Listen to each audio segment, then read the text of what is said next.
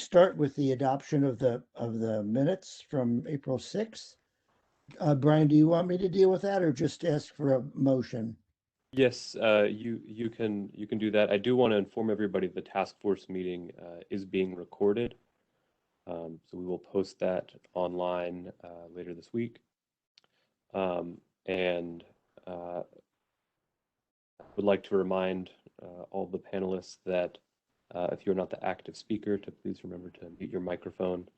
That way we can cut down on feedback and background noise. But yeah, go ahead, David. Okay. So motion to approve the minutes. Okay. Anybody want to second that? And I'll second it. I don't know if I should do it or not.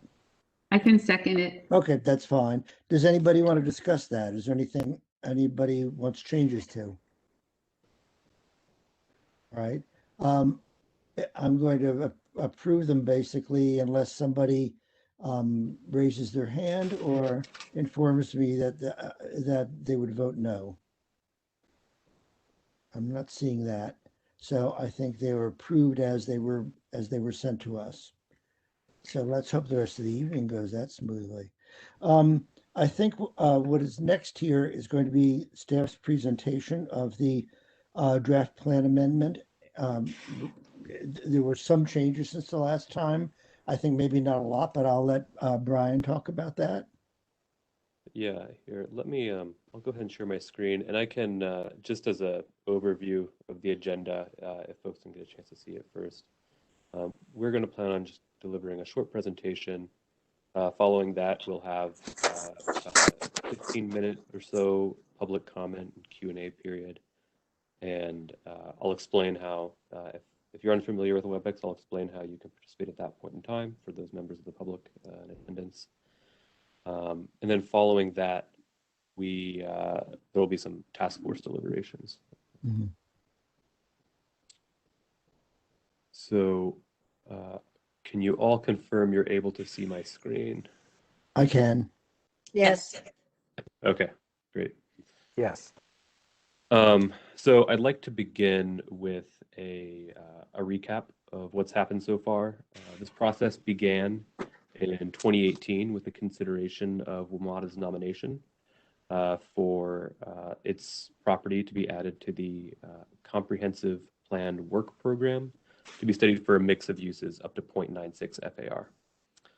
After the Board of Supervisors authorized the plan amendment for the study of the WMATA parcels, it followed up with authorization for the Virginia Tech and UVA parcels to be added to the Comprehensive Plan Work Program as well, jointly with the WMATA property, and those would be studied for a mix of uses up to 2.5 FAR. Following this, the task force assembled and began its work in January of 2019, and it began with a review of some basic planning practices and concepts, examining the existing conditions of the site and of the surrounding area, and reviewing the current West Falls Church TSA plan.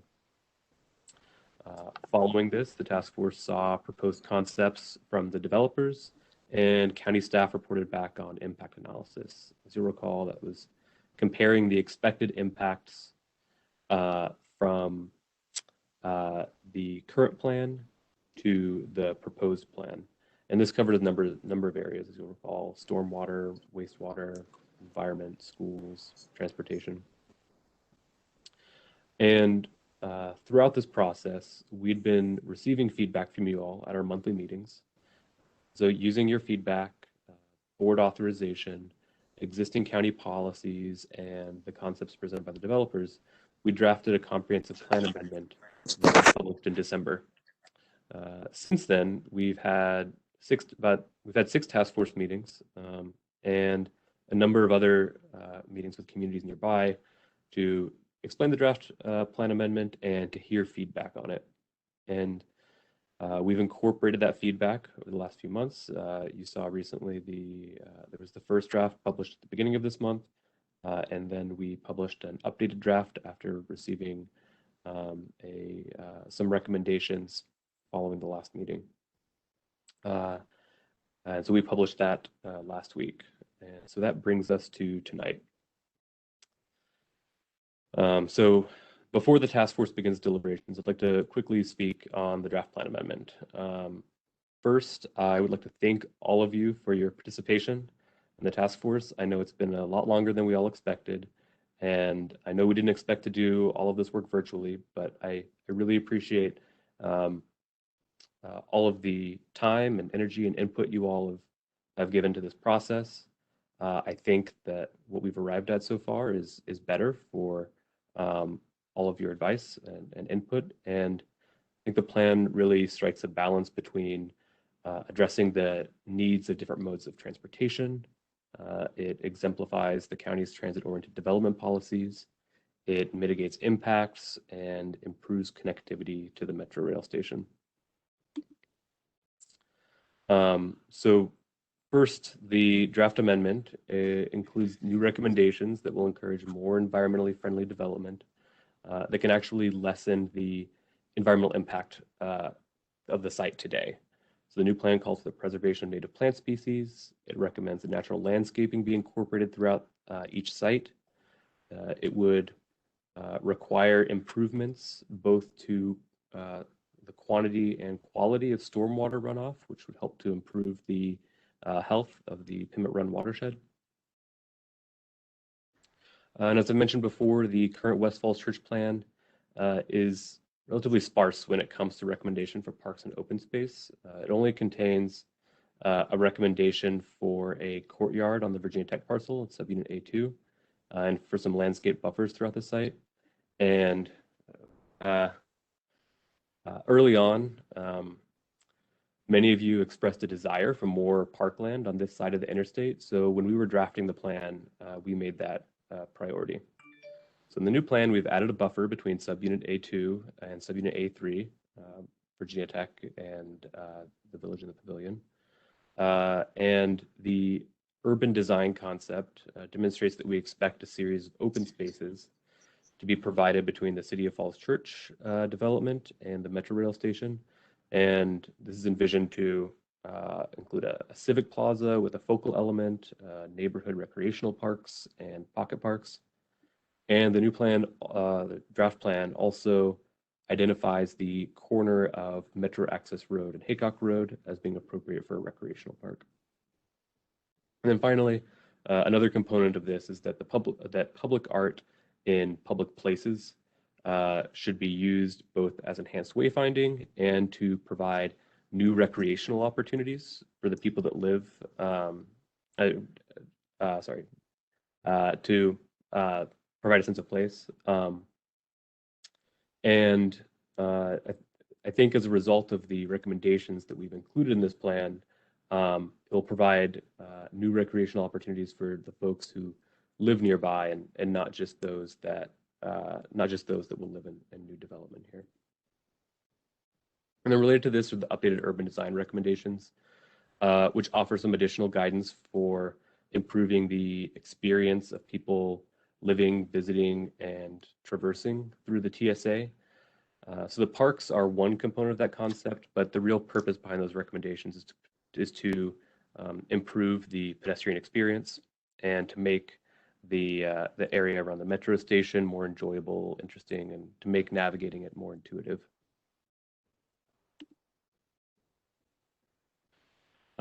And then we have also updated the recommendations on building height. The map has been updated so that buildings to account for the different land use recommendations, but it still recommends that building height tent down in height from the Metro Rail station and from the City of Falls Church development, which is planned for buildings up to 175 feet in height. And we reviewed shadow studies that showed an impact no greater than what we see from other existing buildings nearby, and I've worked with the village and the Lemon Road Civic Association on updates to recommendations related to the building height. The draft plan amendment also makes some great strides in planning for multimodal improvements, connecting the transit development area with nearby neighborhoods, providing wider walkways on primary pedestrian routes, and and improvements to the pedestrian realm. An important note, such as street trees and pedestrian scale lighting. An important note, one of the great benefits I think that we've had of this process has been all the feedback we've received from neighboring communities. So throughout this planning study, we've heard it from a lot of folks on the other side of I-66 from the transit station that there is substandard pedestrian infrastructure and there are missing linkages between their neighborhoods and the metro rail station. And so as a result of that, we've added this recommendation in the plan, and the Fairfax County Department of Transportation is working on this West Falls Church Active Transportation Plan. Bob and Tim have addressed that at a number of meetings in the past, and that's a planning effort that will continue past this planning study and will be wider, both kind of in geographical scope, but also encompass a wider number of stakeholders. And then importantly, as we discussed the last meeting, the plan also states that a parallel route to Haycock Road should be provided, which, as we've discussed a number of times before, is important for relieving traffic at the Route 7 and Haycock intersection. And in terms of land use, the draft plan amendment proposes an overarching cap of 0.96 FAR on subunit A1, which for a site of this size equals just over 1 million square feet. And then within that limitation, it's planned for a certain amount of residential, office, and retail use. Including that residential use, it's mostly multifamily, but has an allowance for approximately 80 townhomes. This low of a recommended intensity adjacent to a metro rail station is actually pretty atypical. At our other transit stations, we typically recommend higher FARs than this near the metro rail station, but we're considering a lower intensity here because of a confluence of some unique factors to the West Falls Church TSA. There's the sloped forested area adjacent to I-66, the existing WMATA Metro garage, the existing conditions with the surrounding transportation network, and and sensitivity to existing nearby communities. And then for subunit A2, the draft plan amendment proposes a cap of 2.5 FAR on subunit A2, and the approximate equivalent to that here for a site of this size is approximately 817,000 square feet. And then within that limitation, it's recommended for multifamily residential, office, institutional, and retail uses. The FAR here is more typical of what we would see in a transit station area this close to a metro rail station, because there aren't some of the same site limitations that we have with the WMATA parcels with subunit A1. There's not the sloping area, there's not an existing metro rail garage. And we think this makes sense for this plan. Combined with WMATA, that equals approximately 1.33 FAR. We think that makes sense for this area because it provides sufficient intensity to support walkable community and transit-oriented development. It transitions from the higher intensity development within the City of Falls Church, and as the TIA has shown, is expected to actually improve the delay at most of the nearby intersections over what we would otherwise expect with the current plan. Our impact analysis was conducted using the FAR that we are recommending for these two subunits as well. Like I said, we think they're appropriate for the transit station area. Although the task force already voted to approve the land use recommendations a few meetings ago, there was some question as to whether the FAR, the last meeting, is whether the FAR we're considering is appropriate. I think this chart actually puts it into, this table puts it into context for the land units near other metro stations. So as you can see, Herndon, it's recommended for 1.5 to 2.5. Merrifield, Dunloring, 2.25 nearest to Metro Station. Vienna, 2.25. 2.0 to 3.0 in Wheelie, 2.0 to 3.0 in Huntington, 2.0 to 3.0 in Dulles, the Innovation Station in Dulles Suburban Center, and 3.0 to 4.0 in Reston. So I think the question really is why are we recommending a low FAR here in comparison to those other metro stations? And again, it's a confluence of factors, right? Our transit-oriented development policy speaks to station-specific conditions, and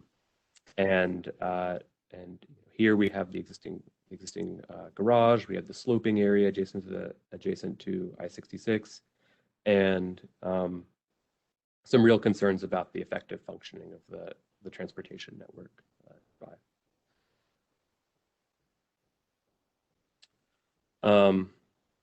And so, in conclusion, I think we've, like I said before, I think we've arrived at a great plan here, and it's due in no small part to all of you. I want to thank all of you for your participation so far. It's been a long road to get here, but this has certainly been the result of a lot of work on your parts, and is much improved. I think this plan exemplifies the transit-oriented development, the TOD goals of the county. It recommends an intensity and uses that we would expect for a vibrant, active metro station. Two of the main concerns we've heard from folks throughout this process have been related to pedestrian connectivity and safety, and the efficient functioning of the road network. And this plan, I think, really balances the priorities of all roadway users: pedestrians, bicyclists, motorists, transit riders. Typically, people think of all of these groups as having opposing priorities, and oftentimes they do. But with this plan, I think we've arrived at something that really satisfies everybody, improves connectivity to the metro rail station for pedestrians. It improves the pedestrian experience, and it provides for more efficient traffic operations than we would otherwise expect. And it provides transit-oriented development at a metro rail station to encourage transit ridership. And as I mentioned, it also recommends development and intensity at a metro rail station that makes sense for a TSA. It's sensitive to the existing nearby communities and transitions from the metro rail station, and from the more intense development at Falls Church to the existing communities.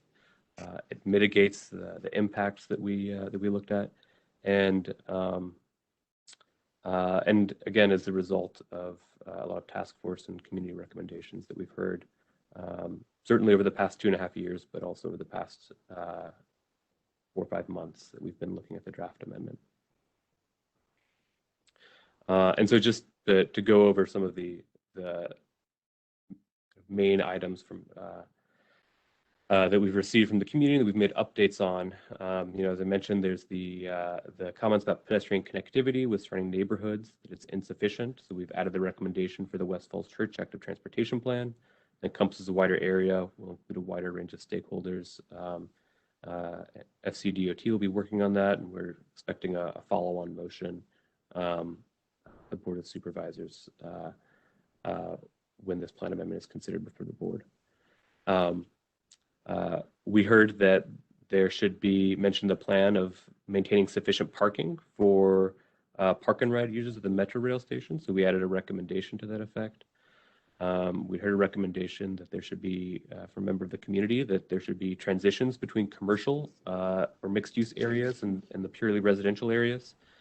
So we had a recommendation that visual cues should be constructed as a transition. We'd heard from the folks at the pavilion that maintaining their direct access to the metro rail station should, it was really important. It's important to us too, and so we of course added a recommendation to the plan that should be maintained. There were some concerns about the maximum height of the Virginia Tech parcel, subunit A2 in the northeast corner of it, nearest to subunit A2, nearest to subunit A3 rather. So we lowered that to 105 feet. With there's a recommendation that objectives 8 and 14 of the land use policy, that there should be references to those with respect to landscape buffers. So we included that recommendation. There was a request that a buffer be provided between subunits A2 and A3. This is something that we thought was important before we even brought the draft plan to the task force, and we included it in our initial draft. But in our subsequent drafts, we included stronger language. And there was a recognition that the sloped area adjacent to I-66 was not appropriate for development, and that should be identified in the plan. And so we updated the maximum building height map to reflect that, so it now contains a maximum building height of 0 in that area. We heard from a number of folks, both in the task force and with our meetings with communities nearby, that nighttime light pollution was a major concern, which is certainly understandable, and we want to do everything we can to mitigate that. So we added some guidelines for the mitigation of nighttime light pollution, particularly for taller buildings. And then finally, there have been some recent comments about the traffic impact analysis, the TIA.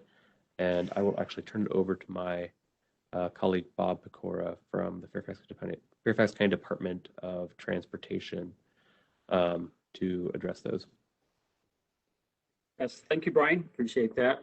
Again, Bob Pecora with the FCDOT. I have a few slides here tonight that I'd like to review with you about the recent submittal of the TIA. So, Brian, please forward to the next slide.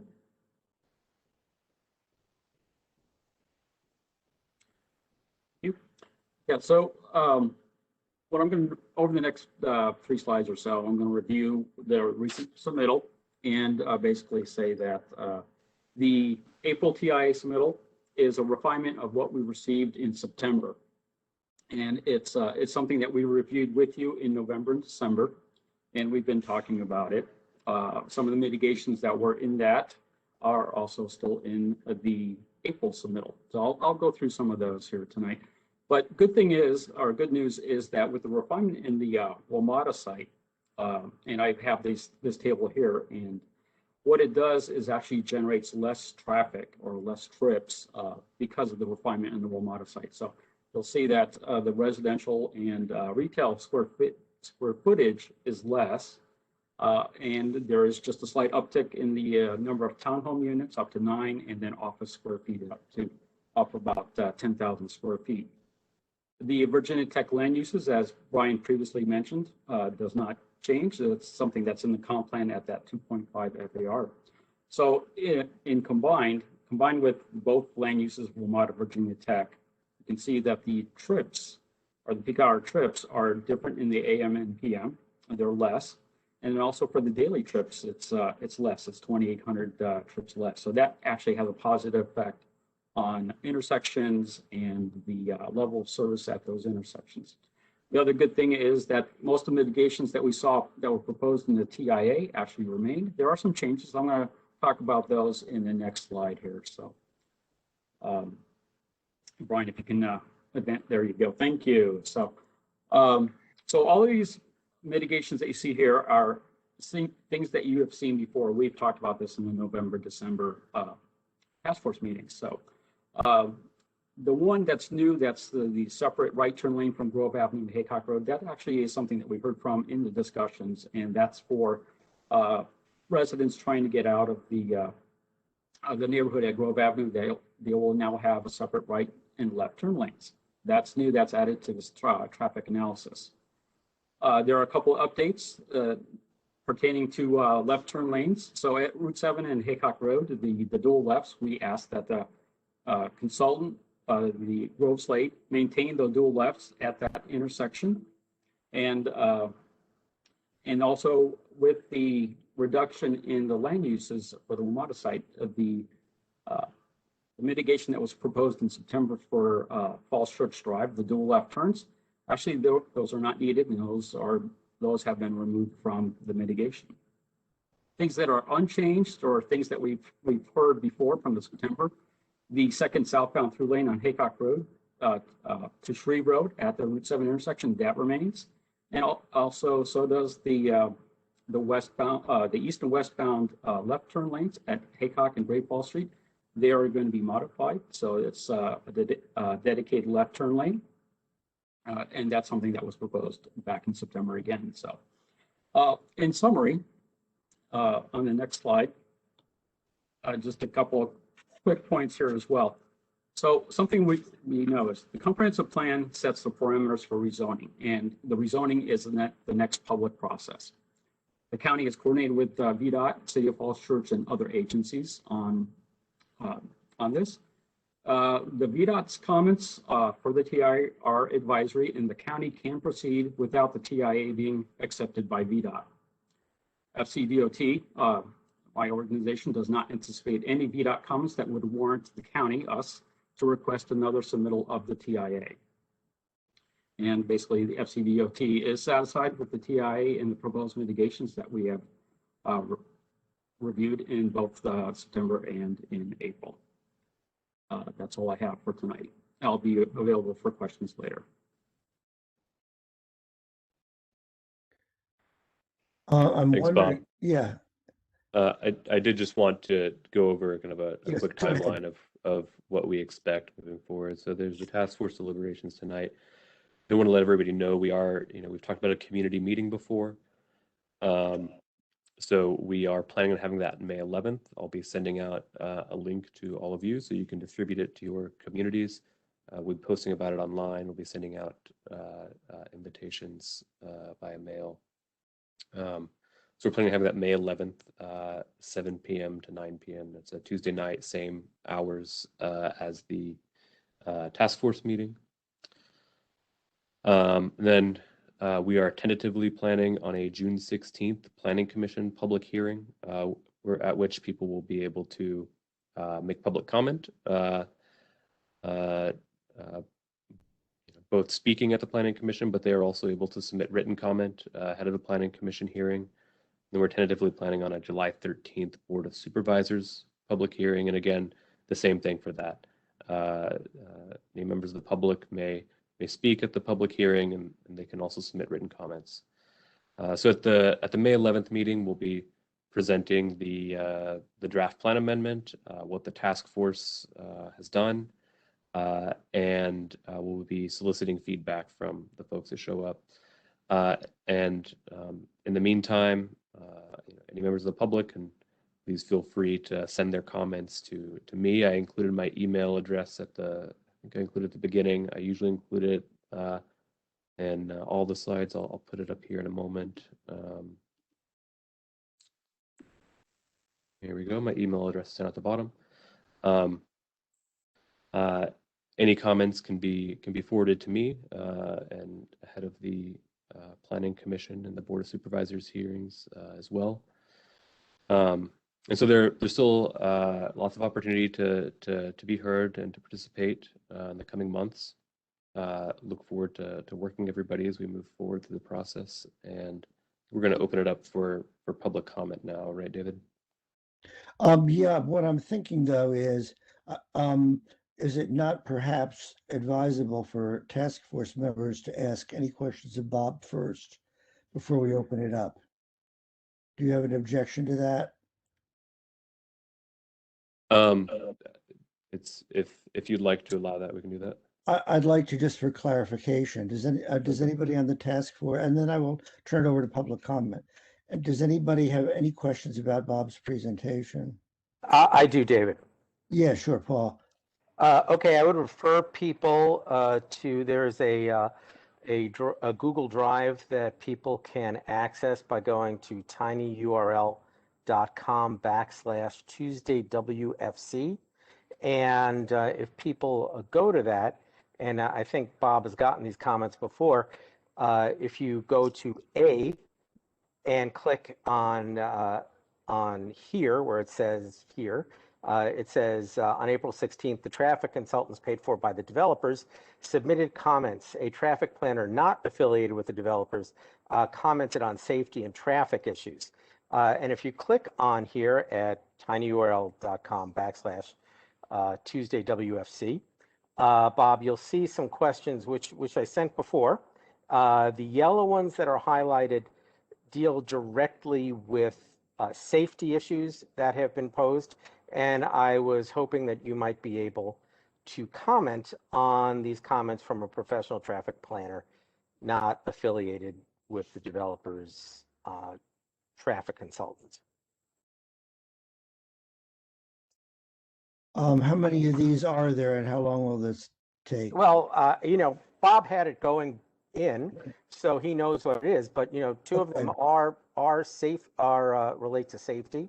Others relate to traffic, and I think safety and traffic are important. Certainly, people from your community have said that to me. How many questions are there? Take a look at it, Darren. You can see it. I sent it to you before. Directly. Yeah, just tell Questions us. are there that you're gonna We're not ask? going to go back. You know what, Darren? You're not. Wait. Order. Stop both. I'm going to stop both of you. All right. Just rather than nobody's going to go back and look. Paul, just how many questions are there? There are several specific bullet points. There are if you go there are 5 specific bullet points and others in there. Bob has them before, so if he has, it can't be a surprise to FCDOT that I was going to ask about this question after his presentation. Okay, Bob, I'd like your opinion if you've got those in front of you as to, and you answer these relative without this taking like 15 minutes or something. Yeah, so I don't have all the questions in front of me, so I'm just going to speak at a high level perspective on it. So regarding the safety, traffic, pedestrian safety and all that, those are items that still will be addressed as we go further into the process. The county has a policy plan for pedestrian safety. We will be consulting with that. The active West Falls Church plan, the West Falls Church active transportation plan that Tim and I are going to be looking at gets into, or will be looking into pedestrian safety and bicycle routes and such like that. So that's still the process that will happen after the fact, after the comp plan here. So the other comments regarding, I don't recall what those are offhand because I don't have that screen open right now for the comments. So, but these are things that are being addressed with the traffic analysis, and there are stages that we'll go through that pertain to the design. So when it gets to the submittals of a rezoning case or something, that another traffic study will be submitted. We'll be looking at more detailed look at the pedestrian and bicycle facilities, the intersection design and all that. That's something that's still coming forward. The comp plan is a level that starts us with looking at the parameters of all of this. So it's going to provide us with recommendations that we can start looking at other things. So not to discount all the comments that you provided, there are still things that those will be addressed as the stages go on with the rezoning submittals for this project. That's all I have actually at the moment. All right. Obviously, I'm going to be introducing a motion relating to this unsatisfactory answer in a bit. Right, and I've kind of played around with when, yes, there will be a motion from Paul. What I'd like to make sure of is that we dispose of any or discuss any substantive issues that are left from the task force or the public about this and other things before we rule on Paul's motion, because it will involve a delay in the vote, and I don't want to have anything left over but our lead up to the vote if it does turn out that we decide to delay doing that. I would like. So are you saying that if someone else has another motion besides mine, they should offer it now? Well, I wasn't even thinking about motions. I was mostly thinking about questions or things that concern people that they might want cleared up. That's really what I was thinking. No, I'm I have something, but I don't know if this is the Stephanie, go time. ahead. So LRCA had circulated an email. I think it only went to staff and task force. I don't think it went to the planning commissioners or supervisors or anyone, but it was to add language on page 13 in paragraph 3 about design. Is this a place to introduce that or no? If we're going to be talking about the plan amendment, this is additional language for it that would provide for a kind of a review committee of building design. Okay, wait, Stephanie, I would like to entertain that, but not now. Okay. I'm going to go, actually, I've kind of modified how I'm going to go about all this. And Okay. before the actual task force deliberations on the vote, I'm going to then give people an opportunity to comment on any other thing. Right now, I'd like to confine it to Bob's presentation and things having to do with the TIA and the timing and any questions or clarifications from Bob on that. But I will get to yours, I promise. All right, do we have any else from the task force?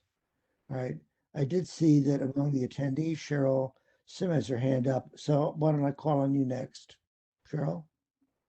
Thank you, David. Can you confirm this is the only time we're going to have public comments this evening? No, I think I will allow them later too. I think mine are very overarching, so maybe I'll hold these comments. They're on the behalf Okay. of 13 other people. So that will keep 13 people from speaking and just me. But if there's another opportunity, I think my comments are better closer to the end. Thank you. Okay, fine, I'll try to keep that in mind. I've kind of had to play around with this agenda and how we're going to proceed, but I'm not going to cut off any public comments. Okay, then I'll hold until you finish the other business. Okay, Sonia, I see you've got your hand up. Is this related to the traffic impact analysis and Bob's presentation? Sonia? Oh, thanks. I was just waiting to be unmuted. Yeah, I had a few comments addressing other aspects of the task force work. Clearly, part of it is regarding the TIA and traffic analysis, but there's more to it than that. Okay, do you want to just hold off? Because maybe we just get to that next. We were going to do public comments next anyway. Yes. I just wanted to make sure that when Bob made the presentation, we covered anything that really directed him. But if we're finished with those, I can go on to that. I have a couple from me before I go on to calling on.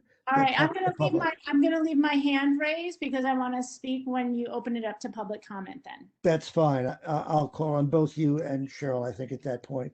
Okay. Bob, I just want to get it straight here. Am I correct that in this process, even though there are things that are unresolved, ultimately Grove Slade has to satisfy VDOT, because if they don't, VDOT will not sign off that they're satisfied with the mitigation. And if VDOT does not sign off, nobody can really begin any other part of the process. You go No, ahead. I'm unmuted now, so. Yeah, okay. No, actually, what VDOT's going to reply, what VDOT's going to look at is their comments that they made in October and where those comments satisfactorily responded to. We look at the analysis itself to make sure that everything is working as the consultant says it will in the for the mitigations for the intersections and such. We're just going to do that review and then provide a letter that says that, yes, we accept the mitigations that are proposed in this TIA. That would be it. So, but with our work here, with the comp plan amendment, this is something that we can still proceed forward with, having you discuss the comp plan text. We can still proceed forward with this comp plan amendment, and we will still have whatever input you have to add to it as recommendations in the comp plan. That's great. So we can still proceed forward with this. The TIA, as I mentioned in the last slide that I had, that the VDOT's comments are advisory. So we're looking at those that will help us to advise anything that might be related to the comp plan. So there are some things in there that we already have about that. But the county can still proceed without TIA without VDOT accepting that TIA. We can still proceed forward with this. But am I correct though that the applicant can't proceed any further until they've got that sign off? No, they can still pursue this. They don't like I said, I say it think again. we got some people who are, oh, Greg, I'm sorry, were you trying to? Yeah, I was going All right, I'll let you butt in, sure. Sure. So Greg Steverson, Deputy Director with FCDOT. VDOT's role, I always kind of talk about VDOT's role. It sort of ramps up as the process goes forward through the entire process. At the comp plan level, VDOT just kind of wants to know what's going on. They'll provide comments and give you general thoughts and say, hey, think about this, think about that. If there's an impact, they'll point out the impact, but they're at this high level, they're usually very, like Bob said, it's very advisatory. When it gets to the entitlement stage, VDOT probably will get a little bit more involved. Still, the comments are advisory, but their advisory comments get probably, I'd say, slightly more forceful. Where VDOT really starts to get involved is when the time comes for someone to try and build something and get access to the public roads. If you don't satisfy VDOT when you're trying to get access to the public roads, VDOT will not give you a permit, and you'll be sitting there with a nice development that has no access to the roads because VDOT controls the roads. And so what VDOT will tell you at this stage is, hey, just FYI, we gave you these comments. We'll see you later. Then at the entitlement stage, we'll go, hey, remember those comments that we gave you? You really probably want to take care of those because we're going to see you later. And then at the, at the site plan stage and at the permit stage, they'll go, hey, remember those comments we asked you about before? Yeah, you're going to have to deal with those now or else you're not getting a permit. And so, at this stage of the game, VDOT kind of gives us their advice and says like, hey, here's some things you really should think about because we're going to see you later. And that's kind of how they chime in throughout the process. But at a certain point, when the applicant wants to get access to the public streets, then VDOT comes in and says, all right, now it's time to deal with the folks who control the streets. So that's kind of their role. Okay, so let me make sure I get this understood, Greg and Bob. So there are things that are technically unresolved here, right? And suppose that Gross Lade basically says, we don't want it. We kind of like it the way we have, and we see what you're asking us to do, but we just don't want to do that. So then what happens is VDOT really doesn't send a letter saying your mitigation is okay, but that doesn't keep it from going to a zoning stage. Let's say if the comp plan is amended, what it means is VDOT will say in there, we still insist that you do this or that. And Yeah, they're going to have to do it. Yeah, their comments will stay there. Just to be perfectly honest, we try not to be at a point where we and VDOT are at differing points where we say something and VDOT says something else. We try very, very, very hard to make sure that people are speaking with one voice. And so sometimes we'll talk with VDOT, and if our comments slightly differ, we'll try and figure out a way to work things out because there's nothing worse than us telling the applicant one thing, VDOT telling them something else, and the applicant saying, well, what am I supposed to do? I can't do both of these things. So we try and come to a resolution. And so I would say for the vast majority of things that we talk about, generally we'll come to a resolution that makes sense. But if there's a situation where we've come to a resolution and we're comfortable with it, but VDOT has an issue, and sometimes their issue is just, your table shows that 15 plus 15 equals 29, but that's only in the table. When they did the analysis, it's still 30, but there's things that they want cleaned up with respect to the study so that they feel comfortable that the study, if they were going to show it to somebody, that someone would go, oh yeah, all this stuff makes sense. So sometimes it's stuff like that. But in the instance that there's something out there that, heaven forbid, is a massive issue that, VDOT completely disagrees with everybody. Yes, their comments are advisory at this stage. Yes, their comments are advisory at the entitlement stage.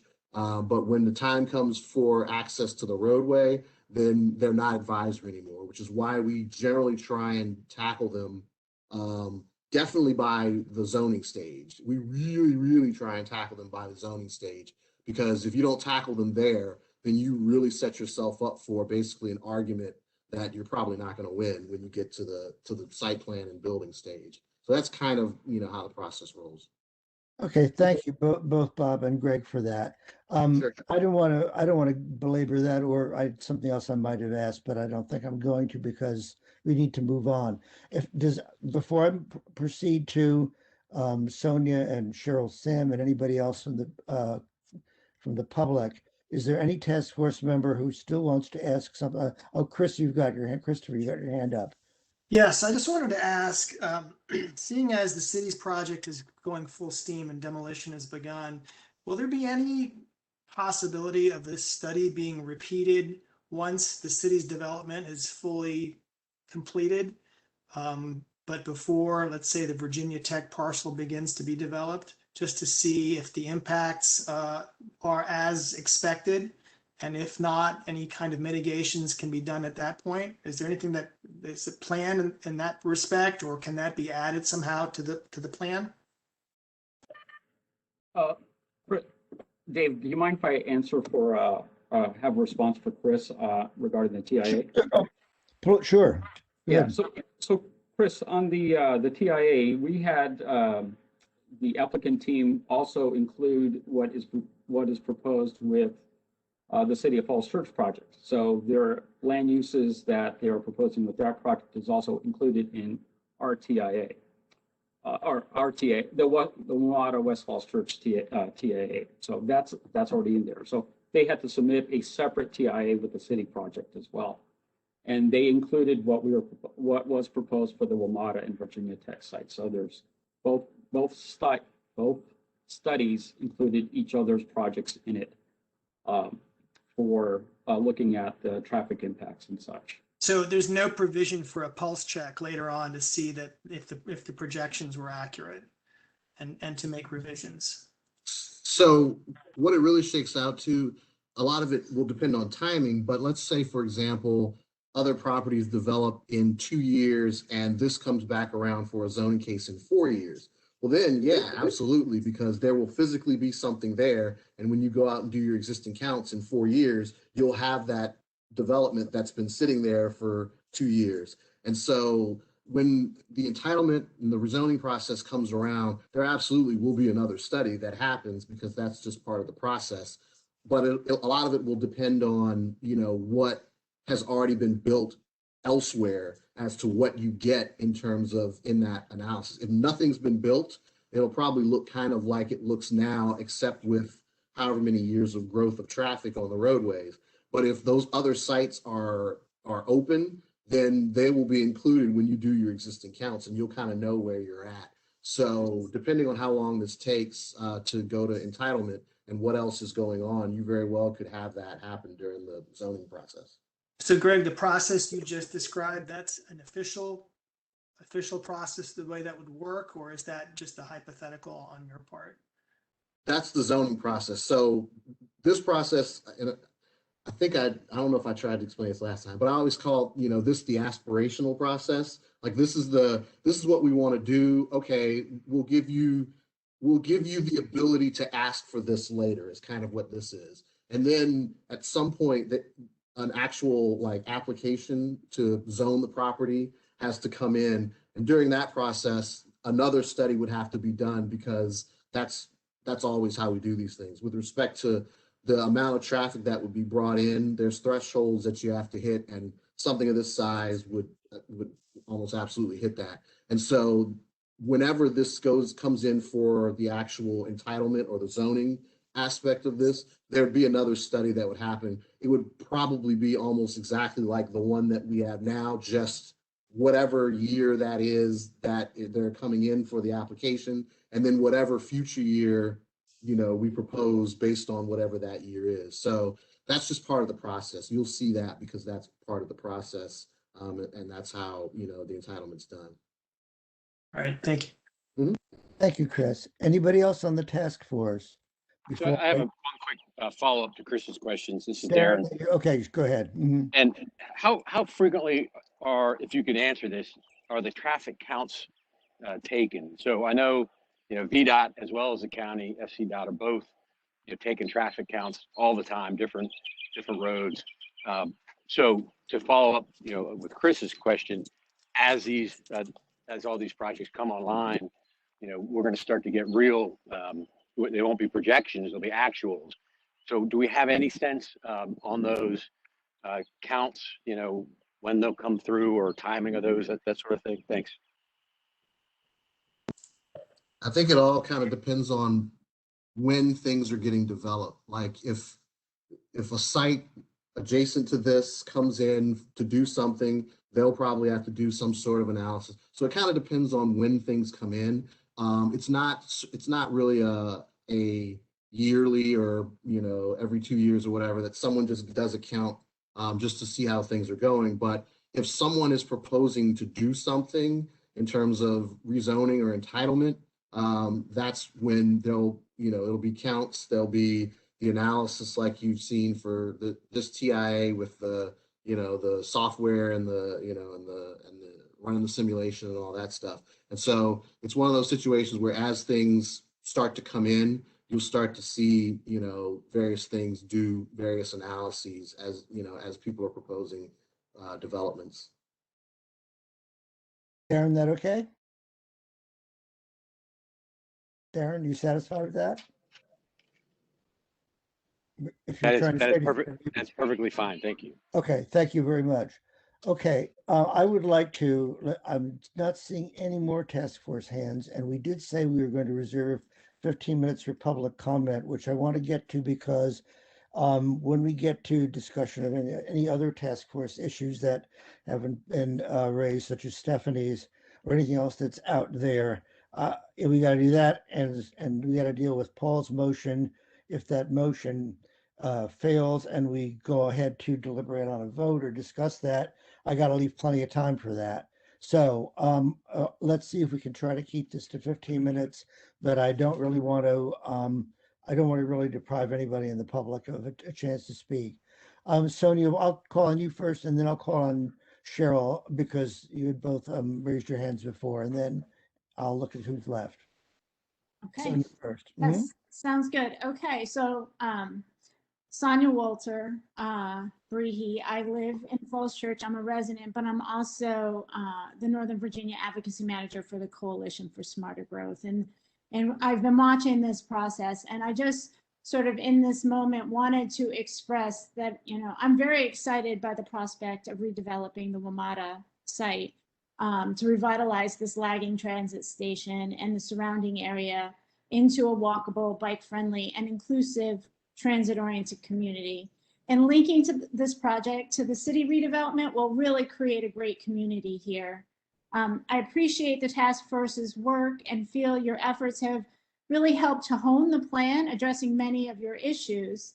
I do want to say, from a smart growth perspective, the proposed density seems appropriate, especially near a metro station and a future Route 7 BRT. So this is going to be a transit hub. In fact, it could be higher, as we sort of just saw, but given that it's close to the metro. But I do appreciate that the county is working with the neighborhoods and finding a workable solution. I just want to add that key to this is providing housing close to good transit, retail, and restaurants, all within a walkable distance, allows many more trips without needing a car. I know we talk a lot about traffic, but the idea is how can we move people without cars? And in fact, this type of development is a known climate solution as we work to reduce our transportation emissions. So we're on the right track here, and I think this will be a great opportunity. I do want to call out that the task force rightly called out attention to concerns about safety and accessibility of people walking and biking to and from established neighborhoods that are already there and the new development. It's often an overlooked area, but I do believe the county staff have heard your concerns and are offering to work well to incorporate it into the plan. I'm glad FCDOT has agreed to the West Falls Church Active Transportation Plan that will hopefully address many of these concerns. And I plan to follow that pretty closely, as I'm sure many of our community members will as well. And I will point out that while I appreciate the roads are owned by VDOT, my experience is that it can be really challenging to implement new, more innovative complete streets improvements on arterials like Route 7 and Haycock. And we're going to need to push them on it. This is an opportunity for them to move in the right direction to really ensure that these roads support this vision of a walkable mixed-use community, not just for the redevelopment as its own island, but as a cohesive part of the community as a whole. And that includes into these, the communities across Haycock and across 7, and we'll work to make sure those improvements happen. So I just wanted to put in my 2 cents there, and thank everybody for your work on this. Thank you, Sonia. Uh, I'm going to call actually on Cheryl Sim next, though you don't have your hand up, just because you did have it up before. Yes, David, I did, and thank you. I'm going to read a statement on the behalf of 13 people. The following people gave me their authorization to actually read their names into the record: Judy Seif, Grace Clark, Nancy McFalls, Beth Anderson, Mark Kiefer, Danielle Williams, Simon Williams, Angela Dinkle, Lauren May, Christopher Zara, and 2 others who actually did not want to be named. So you have 5 points. The first point is the task force seems ready to approve the revised comp plan by a split vote. No one should interpret a split vote as widespread community support for this project. Key details about the project were only uncovered through persistent questioning by a task force member and community members. The inclusion of the language in the revised comp plan that acknowledges the traffic and safety concerns on our side of I-66 is welcome, as is the West Falls Church Active Transportation Plan. But both highlight one of the task force's major shortcomings, namely the exclusion of neighborhoods that are approximately a half a mile from the current entrance to the metro. Number 2, we support a healthy mass transit system and safe access to West Falls Church Station. Our efforts to engage directly with WMATA, however, came to naught. That a publicly financed entity would not find a representative to address community members who provide revenues, and not just through ridership, but through federal, state, and local tax streams is troubling. Point 3, with all due respect to Bob and Greg, we will continue to view the traffic impact analysis with skepticism. If the county was able to find $300,000 to rebrand the Tyson Corner Metro Station name to simply Tyson's, we request Supervisor Faust to work with the county to identify funding for a third-party TIA. Otherwise, this issue will not be put to rest and will emerge in other venues, including the West Falls Church Active Transportation Plan and the McLean Citizen Association review of this project. Point 4, we've had discussions with individuals in McLean concerning the McLean CBC. These discussions highlighted the common perception throughout Fairfax County that developers have the upper hand vis-a-vis residents. During at least 2 task force meetings this year, task force members raised questions related to the developer's potential profits and whether it might suffer financially if required to limit building heights or finance sidewalks outside of the TSA. That task force members would raise a business entity's potential profits only served to reinforce the perception that the developer's requirements outweighed community concerns during these proceedings. And then finally, number 5, the county and supervisor's Faust's office, when establishing new task forces, need to ensure that members understand the county's ethics codes and that the ethic code applies to them. The county has a document posted on its website to this effect, so including it with other guidance shouldn't be onerous. Furthermore, the county also needs to develop countywide procedures for task force members on what constitutes appropriate engagement with persons or entities who have financial interests pending in front of the county. Finally, to ensure that all relevant communications by task force members are captured under Virginia's Freedom of Information Act requirements, the county should provide task force members with temporary fairfaxcounty.gov email addresses for the duration of their task force service. And David, thank you very much for the time. Thank you very much for that. David? Rather thorough. Yes, Paul. I think that was really a very significant statement by community members, and I'd like this to be included with the minutes of today's meeting as an attachment, please. Particularly it relates to ethics and email and a lot of things that I think need to really be considered for an improved process in the future. I need to see what from Brian how, I mean, we've had this problem before with wanting to put things in the minutes that aren't the minutes, but Brian, what do you think? Can we do this or what? It's up to the task force. Well, I don't even see that we need to take a vote on it unless somebody objects to it. As long as it can be done, and it is in written form, I don't see why we can't enclose that along with any minutes that are otherwise taken.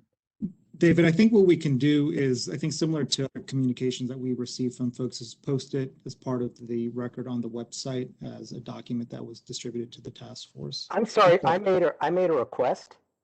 All right. I'm trying to find a way to Okay, accommodate. wait, You've got another suggestion. The chairman just said it could be put, he thought it could be put in the minutes, and he said that he was asking the task force if it had an objection. So why are you interrupting in that manner? Just wait, we will get to it. I do want to understand how staff feels about this first before we actually do something like vote on this as a motion. So I'm sorry, Ben, just explain again. Your suggestion would just to be to put it separate on there. That's typically the process that that we would normally include in minutes, work product or discussions of the task force. And so that was a recommendation or suggestion that the task force can consider. And if it's a question of whether or not the task force wants to entertain this, then it would be, I think, appropriate for the task force to make the decision. One of the people signing it is Chris Zara, who is a member of the task force. Okay, well, I think what we need to do is to put this up to a vote. So you're making a motion that this, well, go ahead, you make the motion and I'll get a second. I make a motion that this important statement from the community be included in the minutes. Is there a second? Second. Okay. Discussion by the task force only. And does anybody have a strong feeling about this one way or the other? I don't really, but it's part of the recording. Does that not, that doesn't, Yeah. that's not. I guess it's already a part of it, so it doesn't really matter. Does But the it's planning commission get, fine does to the be planning, minutes. does the planning commission get the minutes? Does who gets the minutes? Not everyone's going to sit and look through recordings.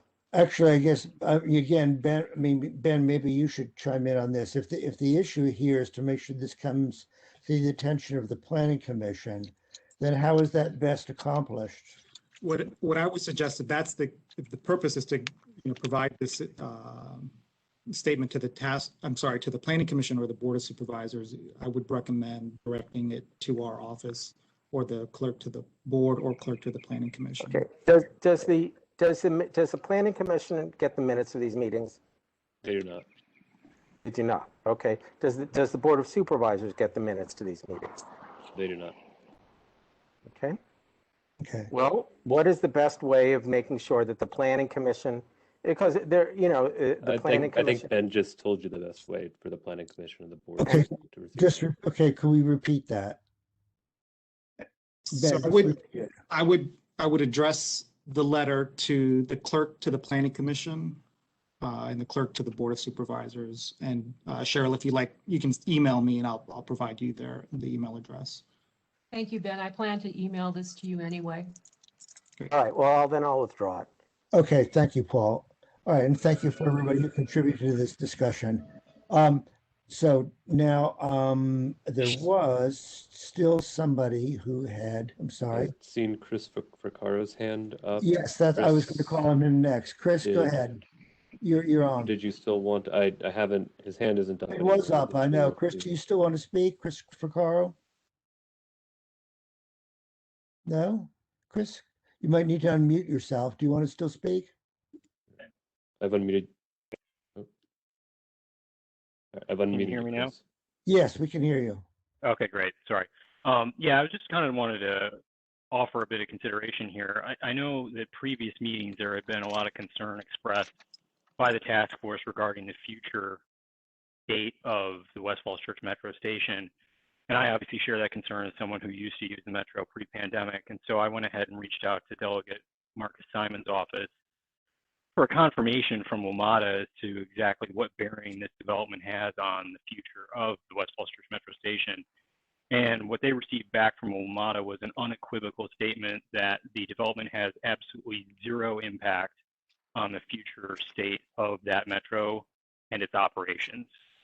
So just wanted to throw that out there before people start considering where things are and what their priorities are. That was definitely a concern of mine. It is no longer a concern because the operational status of that station will not be impacted by the approval or disapproval of this development project. Thank you, Chris. I appreciate your comment. Okay. Do we have anybody else? Yes. I'm sorry. Who is this? Darren? This is Darren. At this point, Yes, we go should ahead. be focused. We should be focused on final edits and an ultimate vote. Okay. Well, we said we would give the public a chance, and as soon as I know that there is nobody else here, and I'm not seeing anybody else with a hand raised, then we'll go on to those things. I don't see anybody else. So last chance public, because we do have to move on to some other things. And seeing nothing, I think we will move on. Oh shoot, I'm sorry. You're gonna have to give me a second. Somehow I got it out of my screen. There, I'm back. Okay. So what I'd like to do now is, does any, and I'm playing around with the way we do this. The next thing that's on here is task force deliberation and votes. What I would like to do is this. First, I would like to go around the task force asking if anybody else has any questions about the comp plan, suggested changes, just any issues at all that you want to bring up. And Paul, I'm going to do you last because I know you're going to want to do the motion. You may have other things you want to discuss. So I want to make sure everybody else has got the chance to speak. At the end of all this, I will allow Paul to make his motion, and that will determine whether we will continue or delay. If we continue, we are then going to go around the task force, and I'm going to ask each person, just give each member an opportunity to describe their interactions with their community and how they intend to come out, though that's not an actual vote. I'll be followed by an actual vote. So what I'd like to do now is I'm just going to go around to everybody at random. Stephanie, I know you have a question. Why don't you bring that up at this point? It's really not a question. It's it's more suggested language for the plan amendment. And this came up because in the neighborhood, in the neighborhood of Lemon Road Civic Association that is nearest the site, near the rail yard, near that electric power substation, particularly with the parking garage looming over, there's great sensitivity to building heights. And I know that in also Paul and Chris's neighborhood, there's sensitivity to building heights. So I was going to propose, this would be on page 13, the section dealing with building massing and heights, somewhere in the third paragraph. And I didn't dream this up. I had collaboration, but this is the language. And this was emailed to everybody on the task force. Given the sensitivity to building heights within the site, the developer shall work with the community during the design phase to collaborate on the lighting and architectural design of any building facade greater than 85 feet. This is so that instead of just mass, we can have some influence on what it is that we're looking at. I second that. If it's a motion, I take it as a friendly. And so Yes. I second that. This is Darren. Thank you, Darren. It is a motion. I have a question mostly of the developers. How do they feel about having a requirement like that in the planning document? On behalf of, thank you, Cheryl, on behalf of FCGP Metro, we're supportive of that concept.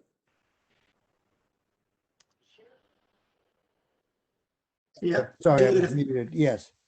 This is Christopher. Yeah, Yes. I was going to say, I still have grave concerns about the 105-foot limitation or a cap on the parcel that faces our property at the villages. So I would be supportive of something of what Stephanie is proposing. Because I think that height is still too great for our community Okay. to be in perpetual shadow. Okay, Chris, so you're not asking to actually change the height limit that we've put in the plan, because that's in the plan right now. But you are asking to just, you're supportive of Stephanie's because that could keep that from actually reaching that height. Am I understanding you correctly? I would be supportive of Stephanie's proposal, but I mean, I was going to approach this discussion with a suggestion of reducing the maximum limitation as an amendment to this process. So I'm not certain if we can actually do that or not, but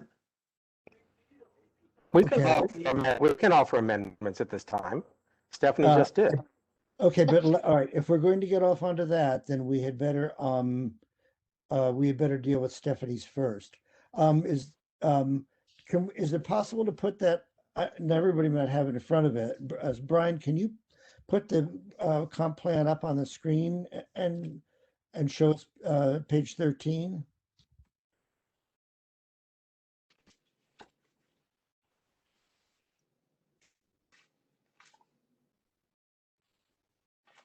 Holly, you may not be muted. Can you hear me? Holly? What? I think that you have gone through a lot of this process not being muted. Can you just do that? But don't be afraid to speak up when you want to. Brian, are you there? Did we lose Brian? I am. I'm pulling it up right now. Okay, good.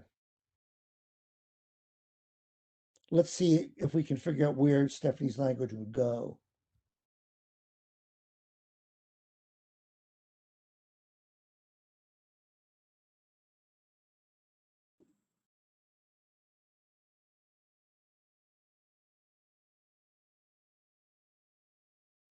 Yeah, I think it would probably be most appropriate in one of these. Stephanie, you said paragraph 3?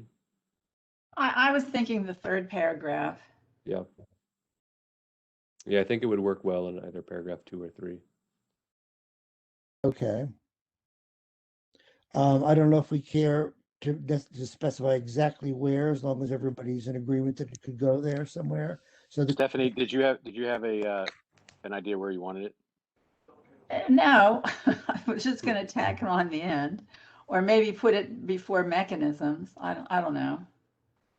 I hadn't considered the perfect spot, just that this was about the area. Okay, well, we'll see if we can agree. We could identify a spot for it. Just Okay. As long as the task force expresses its opinion on that. Right. So does anybody else wish to express an opinion on this motion? We do have a motion. You did make a motion, didn't you, Stephanie? I think you did.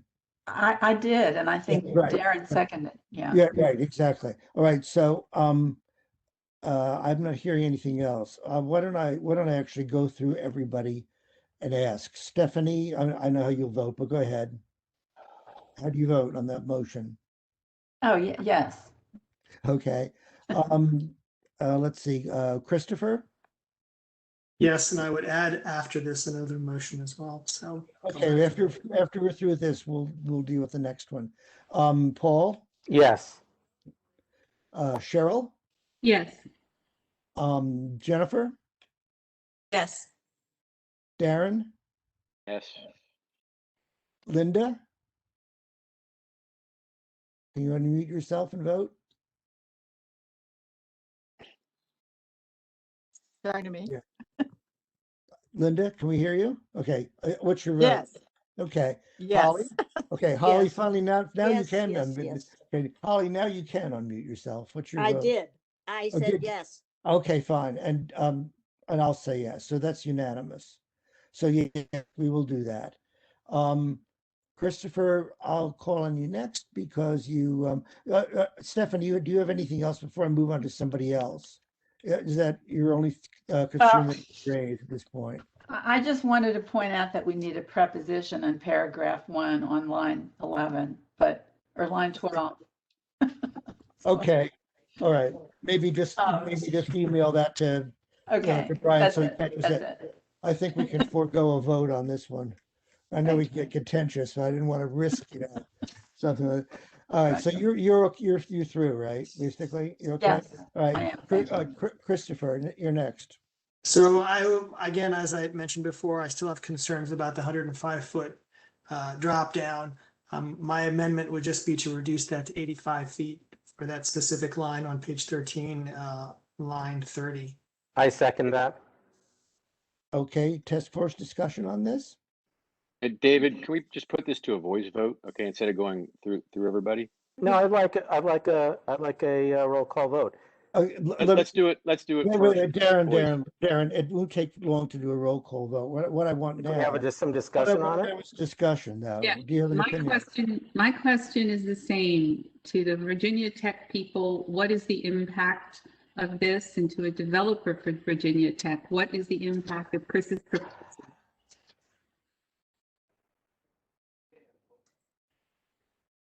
Cheryl, this is David Baker from Virginia Tech. Thank you for the question. At this point, as you know, and as you heard at the last task force meeting, unfortunately, the plans with Converge have fallen apart. So we're still in a redesign process. As you know, we undertook with Converge a shadow study to look at the building height at 135 feet and 115 feet, and now at a reduced 105 feet.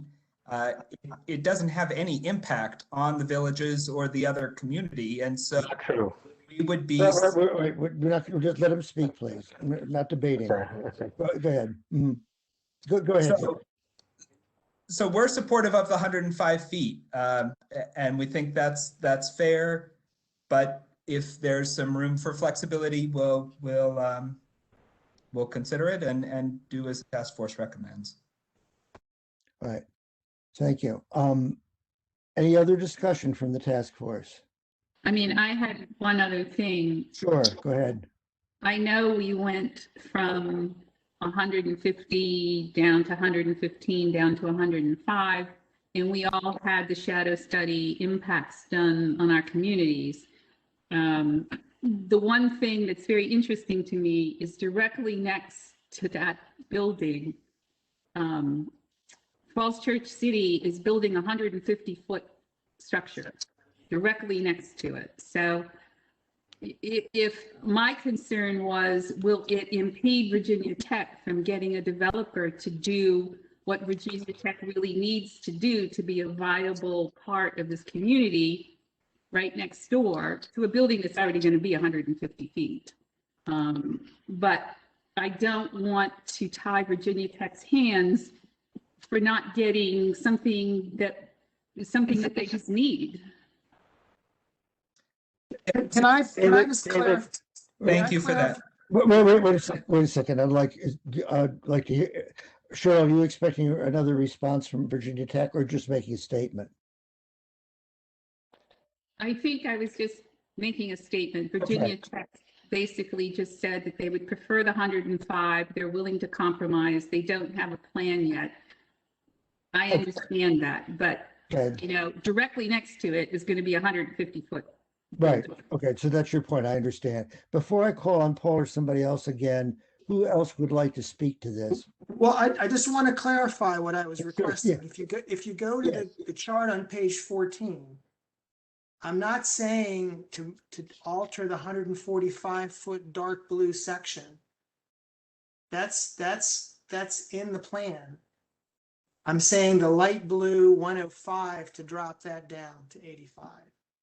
Okay, so thank you. Because I was going to ask you to address Cheryl's point. The part of the Virginia Tech property that's adjacent to the city's parcel is still at 145. I'm not suggesting to change that. Just the portion that's adjacent to our community, the villages. That's all. Thank you for that clarification, because I was a little unsure myself. Anybody else? Because I think I do. So, wait. So before Paul. Okay, Darren, and then Paul. I want clarification again from Virginia Tech on that land bay that Chris is talking about. Will that impact them? Possibly, or is that not what they're contemplating? To have it 105 foot. So just clarify basically what Chris is referring to, that land bay. Yeah, thank you, Darren, for the question. I don't think it will have an impact if we reduce further. Thank you, David. And Paul? David, thank you. I mean, people are so concerned about Virginia Tech's development. I do have an outstanding question to Virginia Tech in the city of Falls Church, as you may recall, and people can find this at tinyurl.com/TuesdayWFC. I looked at the 1995 ground lease, and it actually had, and people can see it, it had language in there that said that if Virginia Tech buys it, first of all, it has to pay $3.3 million. And second, it doesn't allow for commercial or residential uses. It allows for government uses. So I have posed this question to which I did not get an answer repeatedly. Is there some other document for me that I need to be aware of that actually allows these uses that certain people on this task force are so eager for? I mean, so let me just pose these two questions. Number one, David, is there some other language that allows you to have those other uses that I see that's based on my reading of the 1995 ground lease are not permitted after the purchase? And number two, does that $3.3 million require a separate authorization and appropriation by the state legislature? So part two is not relevant. No, it is. Wait, I'm not having debates between people. So Darren, let's back off a little bit. Paul, I understand you want these answers, but I don't think they're relevant to the motion, okay? Well, no, there are people here. The motion is whether or not we're going to lower it.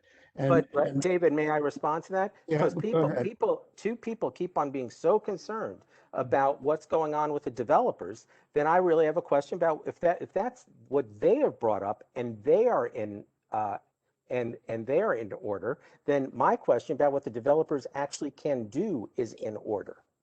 No, I don't think so. Not in regard to this motion, which is simply a question of whether or not we're going to lower the maximum height. But can we put it to a vote, please?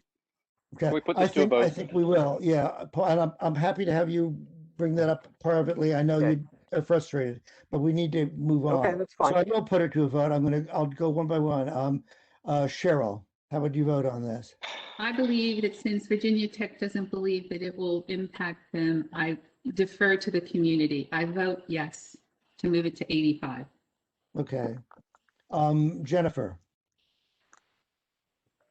Yes. Okay. Paul. Yes. Okay.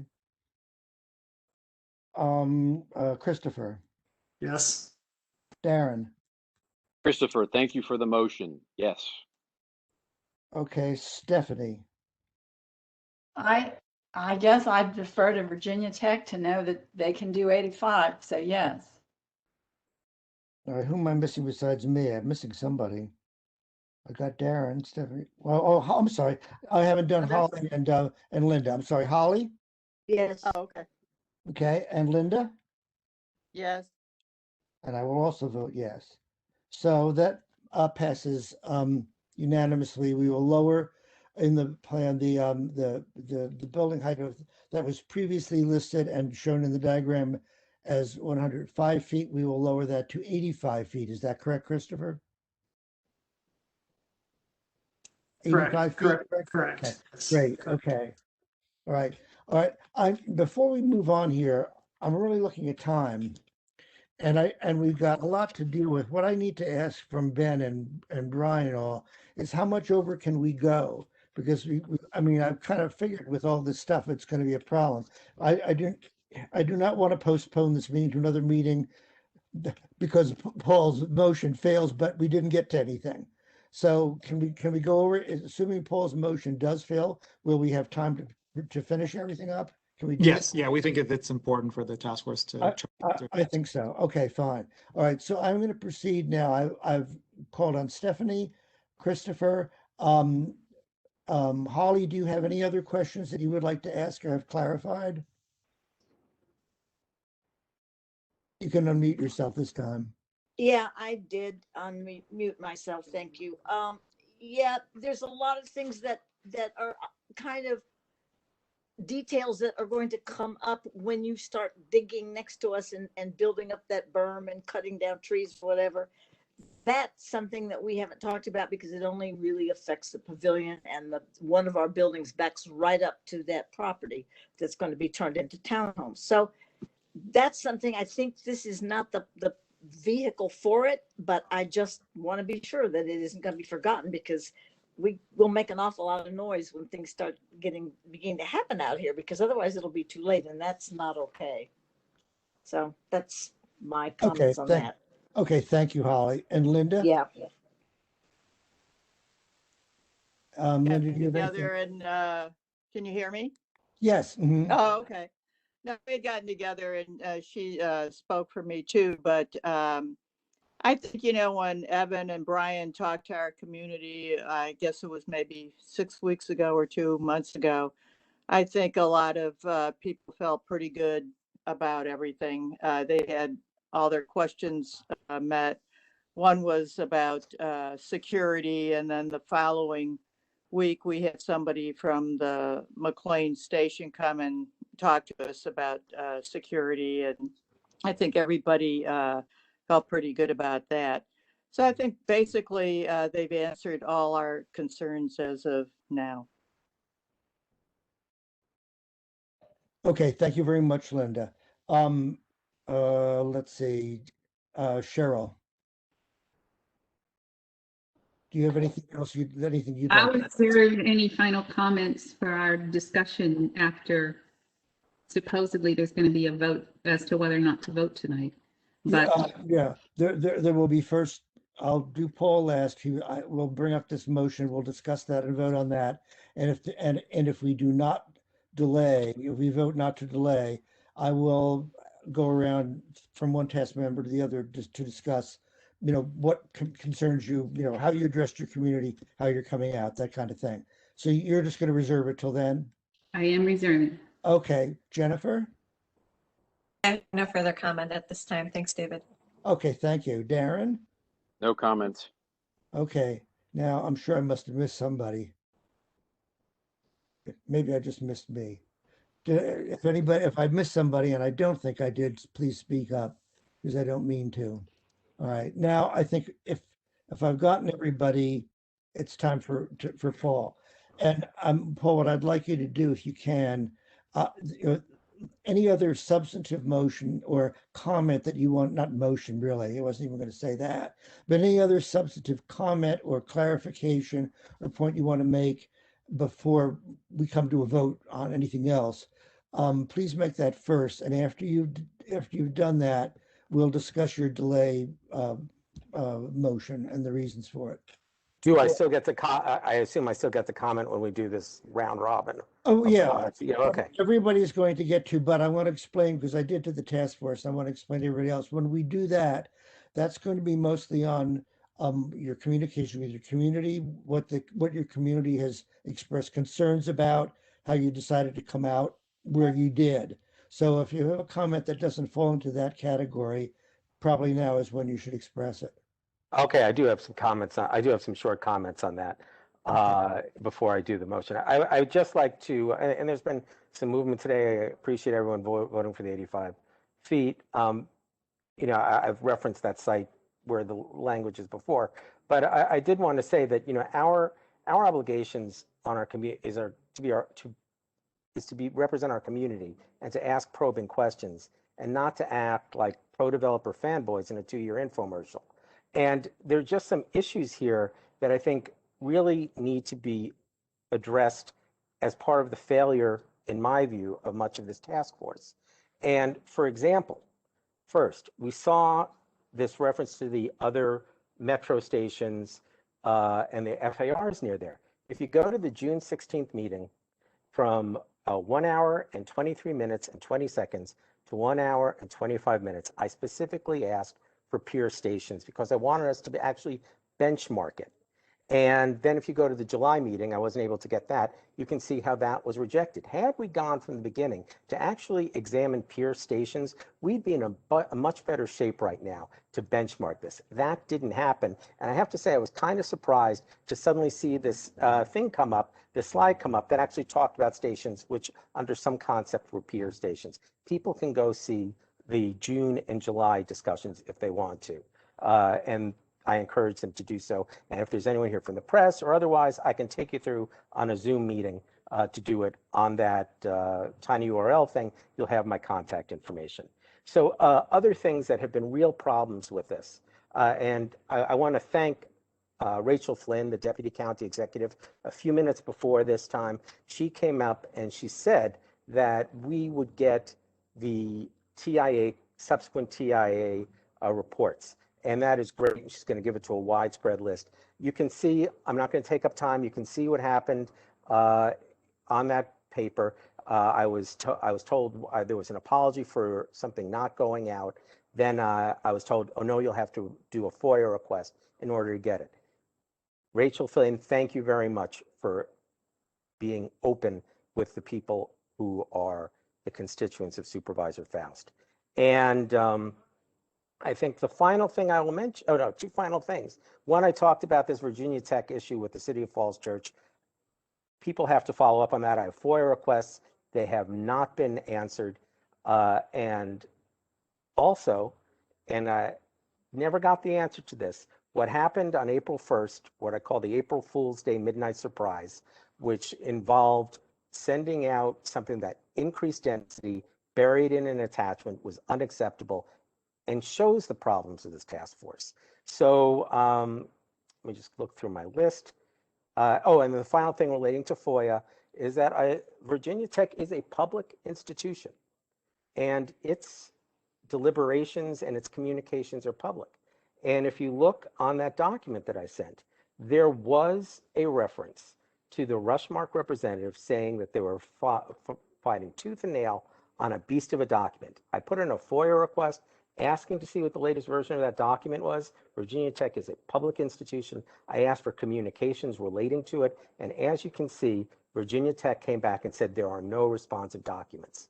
People can make their own judgments about that. But I think there's information there that might be of very major interest to us. And the fact that there's been so much fighting and that I had to go up to the Deputy County Executive, and I appreciate very much, just shows that there is not sufficiently a culture of openness and transparency.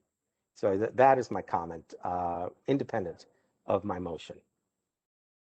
Thank you, Paul. Since everybody has had a chance to make comments other than the ones related to the TIA and the motion that Paul wants to make, I'm going to now turn it over to you to make this motion and explain why you think it's justified. Okay, the motion is because of the preliminary transportation impact analysis, because that TIA is lacking in some key areas, the task force should adjourn for VDOT to submit its comments on the Goro Slate submission to include addressing safe pedestrian and bicycle safety, as well as limiting auto congestion along Route 7 and along Haycock. So do you want the explanation for it? I've basically given it. I don't need to repeat it. Go take a look at tinyurl.com/Tuesday WFC. You will see the first thing is the explanation of a transportation planner not affiliated with anyone else, only on his own behalf. And I believe there are key questions relating to safety, which are highlighted in yellow, which has always been an issue of mine. And So do we have a second on the motion? Wait, thank you, Darren. I appreciate you bringing that up. Before we do that, though, let me make sure I understand the motion. It's to delay, but how long? until we see the VDOT comments, which I understand, and thank you for pointing out to me, is somewhere between, I had to think, what is it, 35, 45 days? 45 days. 35 days. So basically what this means in terms of if this passed and we stick to our regular schedule, you're probably talking about us not meeting again till the June, when we would meet in June. Right. I'd like to see what they have to say. Okay, all right. So that's what it kind of comes down to. Yes. Do we have a second to this motion? I'll second it. Chris, okay, Chris seconded it. Discussion. Who would like to speak on this? Didn't Bob say something when he talked that a lot of these issues would be addressed at the zoning? He did. Mm-hmm.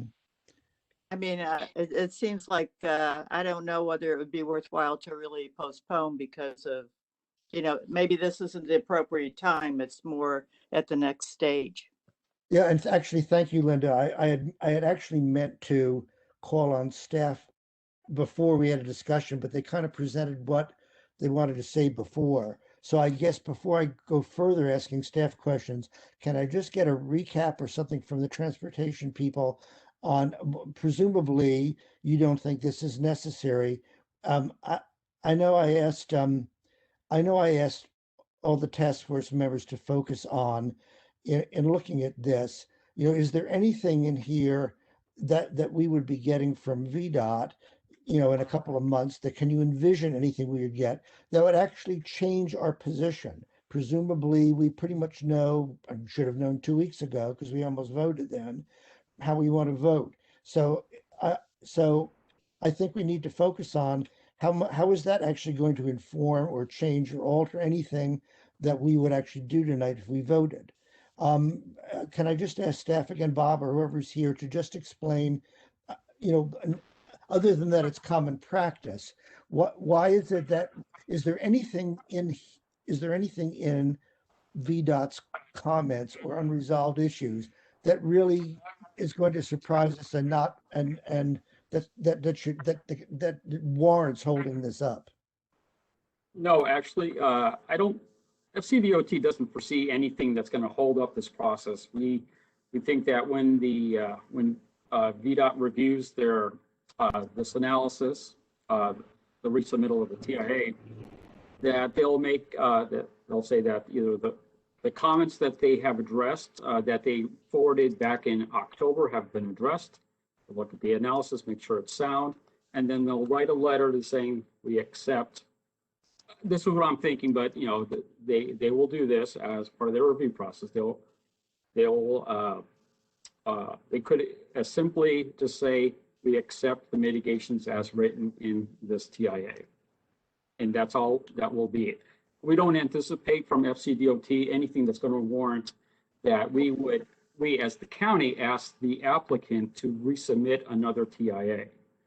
So we're thinking that this is actually winding up right now, and this will be it. Okay, Paul, what are you just worried about, like a whole host of issues that you really don't know that you can identify yet, or is it mostly just that pedestrian concern? What, at Haycock and 7? Is that what you're really focusing on? Well, if you look at the document, I mean, if you look at the document that the guy prepared, there's more than that, right? So I also have the experience of having called up VDOT and them being very eagerly telling me, we haven't really approved this yet. You might want to do a FOIA. So, and I have to say that, and as I've said before, Fairfax County doesn't have the credibility with me that it did at the beginning. So I believe that this task force has done at times a good job of rooting out certain things. And I believe that particularly because of congestion, we can all talk about, I'd love to hear what other people have to say who are on the Haycock, but we have a lot of people in our complex who have problems with congestion. So okay, so can we put this to a vote? Well, I don't want to. I want to make sure that everybody has a chance to comment, Darren. Okay. Well, who else wants to comment? Yeah. Is there anybody else who does have something they want to raise? Okay. So let's put it to a vote. So Darren, I think you're probably right. Let's just put this to a vote, and of course we'll do a voice vote on this. So the motion, just can we get a roll call on this? Sure, absolutely. To make sure, restate the motion, including how long you want to delay for. Okay, because the motion is because the preliminary transportation impact assessment is lacking in some key areas. The task force will adjourn for VDOT until VDOT submits its comments on the Gorov-Slade submission to include addressing safe pedestrian and bicycle safety, as well as limiting auto congestion along Route 7 and along Haycock. And let me make one clarification here.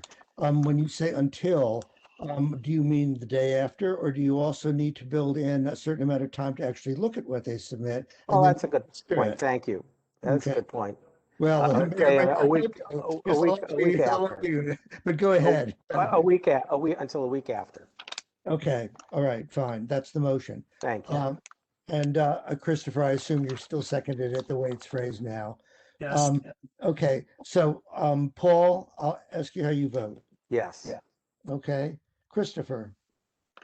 Yeah. Yes. Okay. Cheryl. No. Jennifer. No. Holly.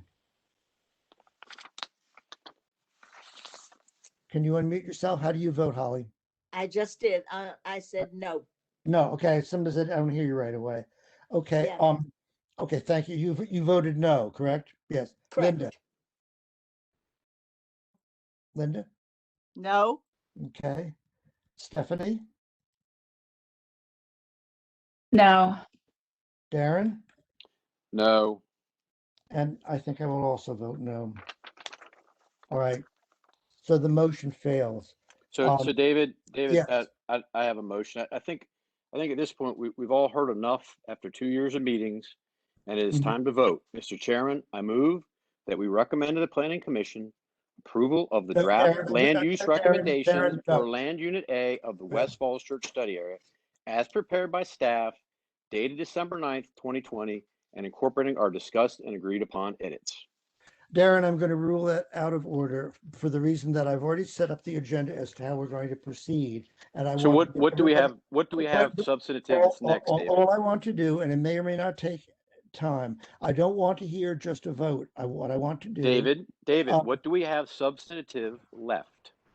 We have nothing substantive. Listen to me. I will explain. What I want to do now is go from task force member to task force member, and you can do it in pairs if you wish when you're representing one community.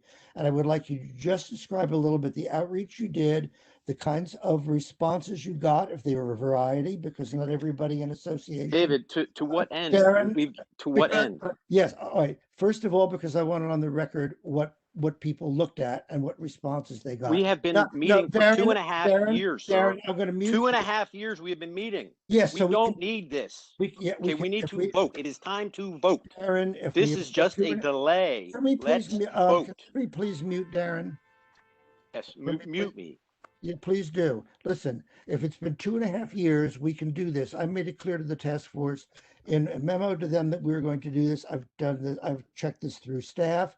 I want it on the record for two reasons. I want people to know what people considered and what kinds of varieties of opinions they got. And I know I have things that I want to say, and I want them in the record. I don't want just a vote. And I also, because we're going to have to write a task force report, I would like information that can be used in the writing of that task force report about what kinds of things the task force considered or the communities considered. And that's why I want to do it this way. So actually dealing with this, your outburst is actually taking time. I want to go, so I'm not going to limit people. If you have nothing much to say, then you don't have to say a lot. I'm not pressuring you, but I hope you all understand what I'm asking. And Cheryl, I'll start with you. And Jennifer, if you want to do it together or not, I think you understand, what kind of outreach did you get? What kind of issues did you have? What led you to the conclusion? What is the conclusion? And the conclusion I'm asking for, this is not a vote. I just want to see what it led up to. Then we'll vote. Yeah, thank you, David. Cheryl and I are ready to go if you'd like us to proceed. Yes, please. Okay, thank you. And Darren, I fully understand where you're coming from, but I do concur with David. I think it's a good way to wrap up this by each of us. Hopefully folks will keep it somewhat brief, but just letting everyone know what our engagement with our communities was. I'll just state for the record, I'm Jennifer Wortman. I represent the Gates at West Falls with Cheryl Smith. It's been a pleasure to be part of this task force and to be part of what I think overall has been a collaborative process. So I'm going to start off and tell you a little bit about our communication with our community and a little bit about what we heard, and then Cheryl's going to summarize where our community landed on this particular development process. So the Gates is represented by two board members. Cheryl and I are both board members at the Gates. We've been updating the Gates community about the proposed development, including the discussion, the robust discussion in many instances of issues that have come up at the various task force meetings throughout this process. So we began, these updates started at the very beginning back in January of 2019, I believe it was. So there have been over 20 board meetings. We have monthly board meetings where we provide updates and provide our community with an opportunity to ask any questions they have. We've also brought this up at our annual membership meetings. There have been 2 since the task force commenced its meetings. We've also held 2 town halls, and I thank the county as well as the developers for attending those town halls, presenting on the development and answering questions from my community. And then Cheryl and I have both had the opportunity running into folks within our community to hear directly from them one-on-one. So that's the kind of engagement we've done. The board, not just Cheryl and I, but our entire board has been encouraging members of our community to relay any feedback or questions they have about the project. We've also reminded them repeatedly that the task force meetings are public and they are able to attend and voice any concerns or thoughts they have themselves in the public comment period. And I know some of our community members have attended the meetings and they've mentioned that they've been a very valuable use of their time, and they appreciated the opportunity to hear directly what was being talked about. So what did we hear? So our owners and residents, our community had a lot of questions throughout the process, which was fantastic to hear things I hadn't myself necessarily thought of. So one question certainly, but more than once it came up, questions about the building heights. People were very interested to know how tall the buildings would be, particularly along Haycock Road. I think anyone who lives along the road is interested to know if, is a small building, is a big building, what's going up in our line of sight. There have been questions about the commitment to open spaces. I think most of us value having green space, and we're my community's been very happy to hear about the plans for having green space throughout the development. Questions have come out about how the construction might impact the walk to Metro. So we're assuming at some point we might be going back to Metro on a more routine basis, and we were very happy to hear that should not be impacted. Folks wanted to know about how many apartments, condos, and townhome units were planned. They were interested in the timing of the Metro approvals for the development of the WMATA site. They, of course, were interested in traffic, what will be done to mitigate traffic congestion. I think folks in my community were very happy to hear about having some additional routes and options for how we might navigate our neighborhood. There were also concerns expressed, particularly once the pandemic happened and most of us started working from home, being at home all the time, about the viability of planned office space, given that there's much more use of telework and remote work. And it seems like that might be here to stay to some degree once the pandemic is over. We also heard questions about the plan to build a grocery store, because there's a number of grocery stores in the areas. Folks were curious to know if that was really going to go through.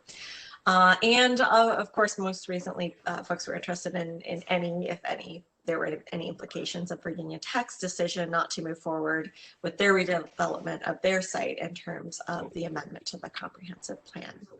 We only received one actual concern. So everything I listed to you, those questions were asked and answered. Nobody raised any concerns or remaining issues. One resident did voice a concern about the building heights on the Falls Church City site. So we did share what information we had available with that resident. And that resident did mention that it would be preferable not to be supporting a plan that would exacerbate traffic issues in the community. That was the only issue or concern that was raised. So I'm going to hand it over to Cheryl now. Yes, David, thank you for giving us this opportunity. Jennifer talked about our communication with our community and their feedback to us. I want to talk just very quickly about the issues that the task force has raised over time. Jennifer and I took every issue that was raised very seriously. Stephanie, you know that at the very beginning, you were kind enough to invite me to your house, and I came to see what you saw, what your area saw. The 3 biggest issues recently have been the pedestrian infrastructure, the shadows, and the traffic. And I'd like to take just 2 minutes to talk about our assessment of those issues and what we found. the pedestrian infrastructure and the safety issues kept coming down to sidewalks and to a letter that was sent about Longfellow. 2 days after our meeting, I actually walked the entire area. I went from Route 7 down Haycock to Westmoreland, made the left on Westmoreland, made the left on Birch. So I passed all the schools, I passed all the churches, and then I made the left back up Great Falls back to Haycock. So it's about a 4 mile walk, because I was very concerned. What are the safety issues? What are the sidewalk issues there? And I will tell you that the sidewalks along the entire route are actually very well maintained. And in most of the places, there's a 3 to 5 foot grass area between the sidewalk and the street. You know, my daughter went to Haycock, and I was very concerned about what was at Longfellow. Longfellow even has trees in their grassy area before you get from the sidewalk to the street. So after doing that walk myself, I wrote it up, Jennifer and I talked about it, and we presented it to our community, the concept of the pedestrian and the safety, and we didn't get any feedback, but we felt comfortable that what we have decided in the plan is reasonable. The second thing that we spent a lot of time on was the shadows and the size, the height of the buildings. And we took the shadow study to a registered architect. He gave us his findings. He studied it for 2 weeks. He gave us his findings in terms of the impact of what a 150-foot building would have on the Virginia Tech property would have on our particular residents. And we shared the study and we shared his results with our residents. And he basically said that on June 21st, the shadows would begin to come in around 5 p.m. on 2 of the terraces closest to Haycock. But there would still be ambient light. And obviously the days leading up and the days leading down from that particular time would be less. And our residents seemed to feel comfortable that in the middle of summer, it's a little more shadowed, slightly early in the evening. So then we looked at the traffic, and I was at the meeting where we presented it back in the September results, and every intersection was at a C or D level at the time. This is where we are today, with one intersection even being at an F level. And the traffic study basically stated that it would continue to get worse over time if something didn't happen. So then the latest traffic study came out, but even in the early September with the additional density, the results were that it would improve every intersection. So then the latest study came out with a slightly reduced density, and I think that the conclusion says it all. The combination of new street connections and turn lane improvements would result in acceptable overall levels of service/reduced delays as compared with future conditions without the proposed comprehensive plan amendment. So not having the development there with the changes is going to provide worse traffic than if we just let it go. So then in the study, the detailed study, the data was collected from 2018 and 2019. And we know through the pandemic that work from home has become a bigger deal. And if we know that about 14% of the people that live in the area are federal workers, we know that the federal government is considering some hybrid concept of work from home, as are many other companies. And it's been stated that any reduction in any increase in work from home is going to even better alleviate the traffic from these particular areas. So we learned that doing nothing would make it much worse for us over time. Doing something drops the numbers probably at least 1 grade across. So again, we presented all of this to our community. We put the studies out on our website. The other thing we did was we researched the companies that were doing these shadow studies, the companies that were doing the traffic studies, they have very, very high, great reputations. The companies that the county has selected to actually do these studies, as a matter of fact, our registered architect basically said that the one that did the shadow study was one of the best in the nation. And we researched the company that did the traffic studies. It is local, but it is really, really highly thought of. So we were very comfortable with the results of the companies that have been involved in doing this work. So Jennifer and I have spent obviously a lot of time and effort on this task force because we got involved. We wanted to make sure that the development is viable, but vibrant. We want a vibrant community. We want to improve our property values. We want to improve our quality of life living here. And we truly believe that the work that we've done and the amendment as it stands today will accomplish those things for our communities. And thanks for giving us the time to talk about this, David. Thank you, Cheryl and Jennifer. I'm going to go to Linda and Holly next. I don't know if you want to speak together, but you're free to unmute yourselves and discuss anything you'd like. Okay, I'm unmuted. Mm-hmm. Over this period of time, our community is a little hard to get to respond to things, and I think what they have been told from the guest speakers that we've had on security when things change, and with access through our we've assured them that we're going to be working with you to ensure that their access is going to be safe and direct as it is now for people who are handicapped or in wheelchairs, what have you. As long as that comes to fruition, and they will be seeing that, they will be happy. The traffic and stuff has always been an issue, but that's in the hands, as we've assured them, of traffic people who know what they're doing. There's only so much that can be done.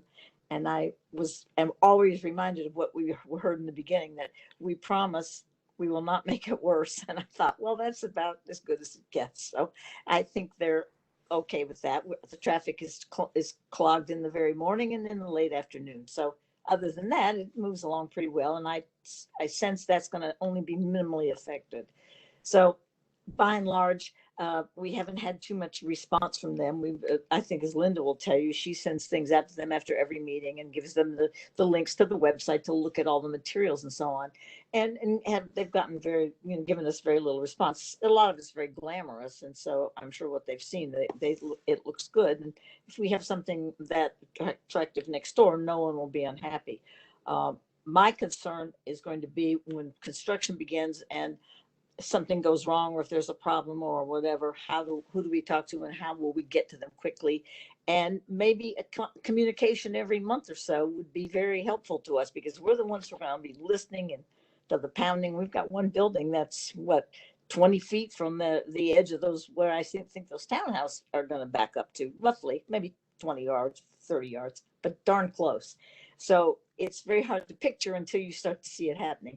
And I think if we have good communications at that time, people will be content. They're anxious to see the finished product, because that looks exciting, obviously, and it's going to increase property values. But it's going to be, some tough times in between when as we put up with all that and try to keep our community as private as it is now, because what we're doing is opening up the world, to us from the backside, which was a little bit the case with just metro traffic, but it's going to be worse, of course, once we have a lot more people and traffic in there.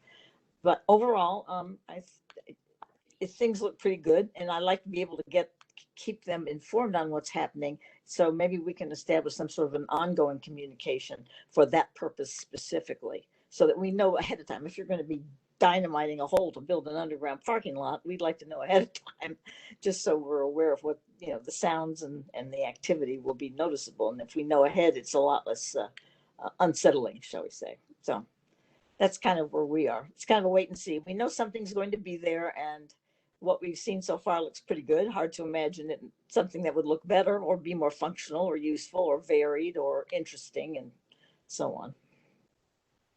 Thank you, Holly. Linda, do you have something to add? Not really. I mean, it started back, what, 3 years ago. And like Holly said, she was on it. She's been on for 2 years, but I went over to the middle school, for the very first one. I think Cheryl sat next to me. And, during all our board meetings every month, if there had been a meeting that month, we would express, what was going on. But we haven't really heard very much from, the community. I think we only have like 3 or 4 people at our board meetings out of 152 units. So it's not very good. But we did have about 20 or 25 people, I think, that were interested when we were Zooming with Brian and Evan when they spoke to us. And then also the security police officer that gave us a talk. And, I've sent out all the links, everything that you can do, but we just really haven't heard very much.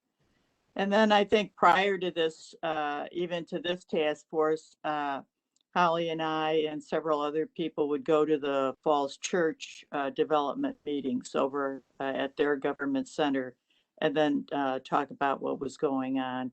And we've asked people to look at the patch and the Falls Church newspapers. We've sent links and the apps out to them. So basically that's about it. And we did go for a walk, just like Cheryl. Yes, we walked we all did. the way down to Hayback. And there chilly. is just that one segment, after you cross over 66, probably to Great Falls, that's really the pits as far as the sidewalk goes. Yeah. So good. And you live to tell about it. I'm glad to hear. So thank you both. I'm going to call on Stephanie next. Okay, thank you, David. So I am the single representative from LRCA, which is Lemon Road Civic Association. And we are on the other side of the tracks. We're on the other side of the rail yard. We lie between Route 7 and the Dulles Access Road, and then our boundary to the west would be Pemmon Run. There are about 300 households that make up our neighborhood, and about half of them are members of LRCA. We've been pretty vocal about what our concerns are. I don't think you need me to enumerate them all here. We wrote our first letter to the Planning Commission back in June of 2018.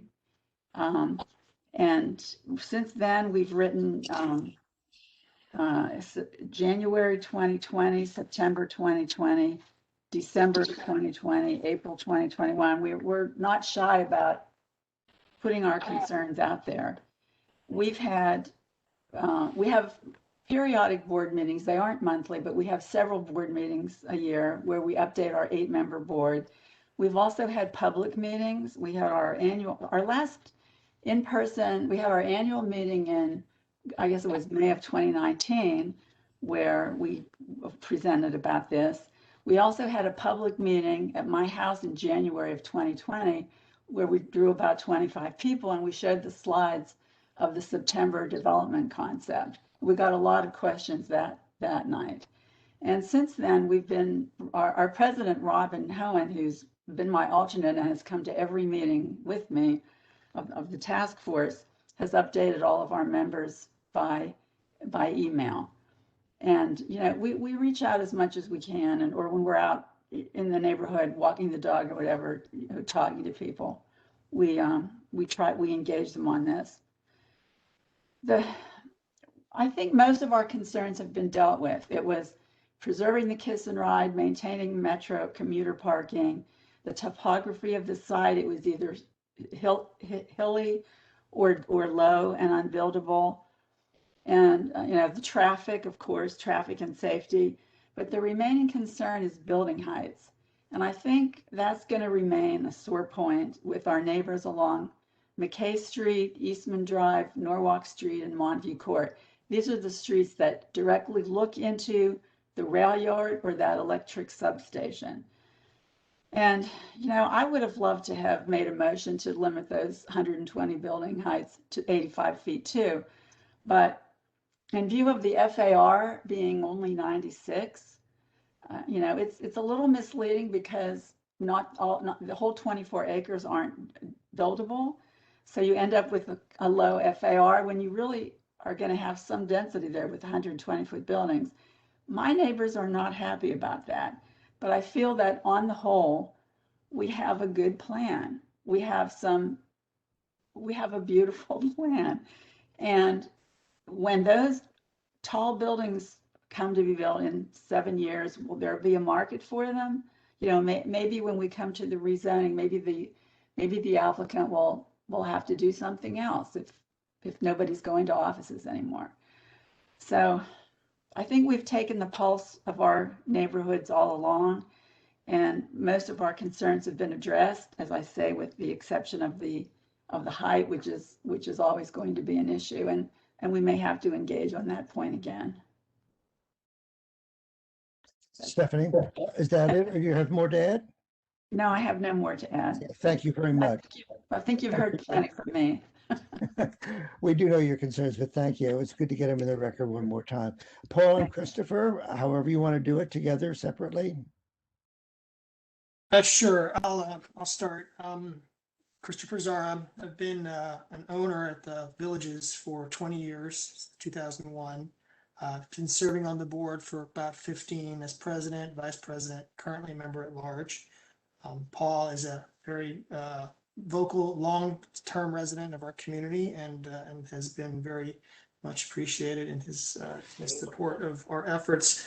I would also add, I'm currently not a resident at the Villages. I am an owner, but not a resident. I live across the street, across Route 7 over in Poplar Heights. So I am very familiar with what goes on in this area.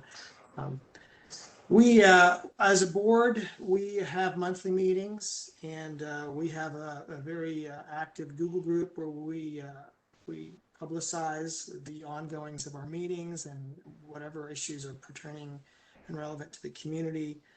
We've had presentations provided by the various developers for this. We've commissioned shadow studies. We have discussed this at our annual meeting. So I think our community is pretty well familiar with what's going on with the project and the issues that have arisen. I would say I don't think any of us are against development. I think we very much appreciate the plan and the effort that's gone into it. I think we understand the motivations, but we have had concerns regarding traffic and the impacts of the project that's outside of the scope of our discussion here, what's going to go on with the city, and then of course the added impact of the WMATA development. But traffic is a major concern. I'm not convinced that it's been adequately addressed. I know the past year we've been kind of lulled into submission with regards to traffic, but having been a commuter for many, many years, I know how bad it can be. And having my son go to Haycock and having him walk to school, I know how treacherous Haycock can be in certain sections, especially for little kids. I mean, many of us walk the streets with the perception of an adult, but when you're taking it from the perception of a fourth grader or a third grader, it's a little bit more, a little different, a little bit more daunting, and there's several areas that are of concern. And I have seen plenty of kids run across the street on Haycock, you know, escaping the grasp of their parents. So it's a concern, and I think it's only going to become more of a concern as we get the development filled out.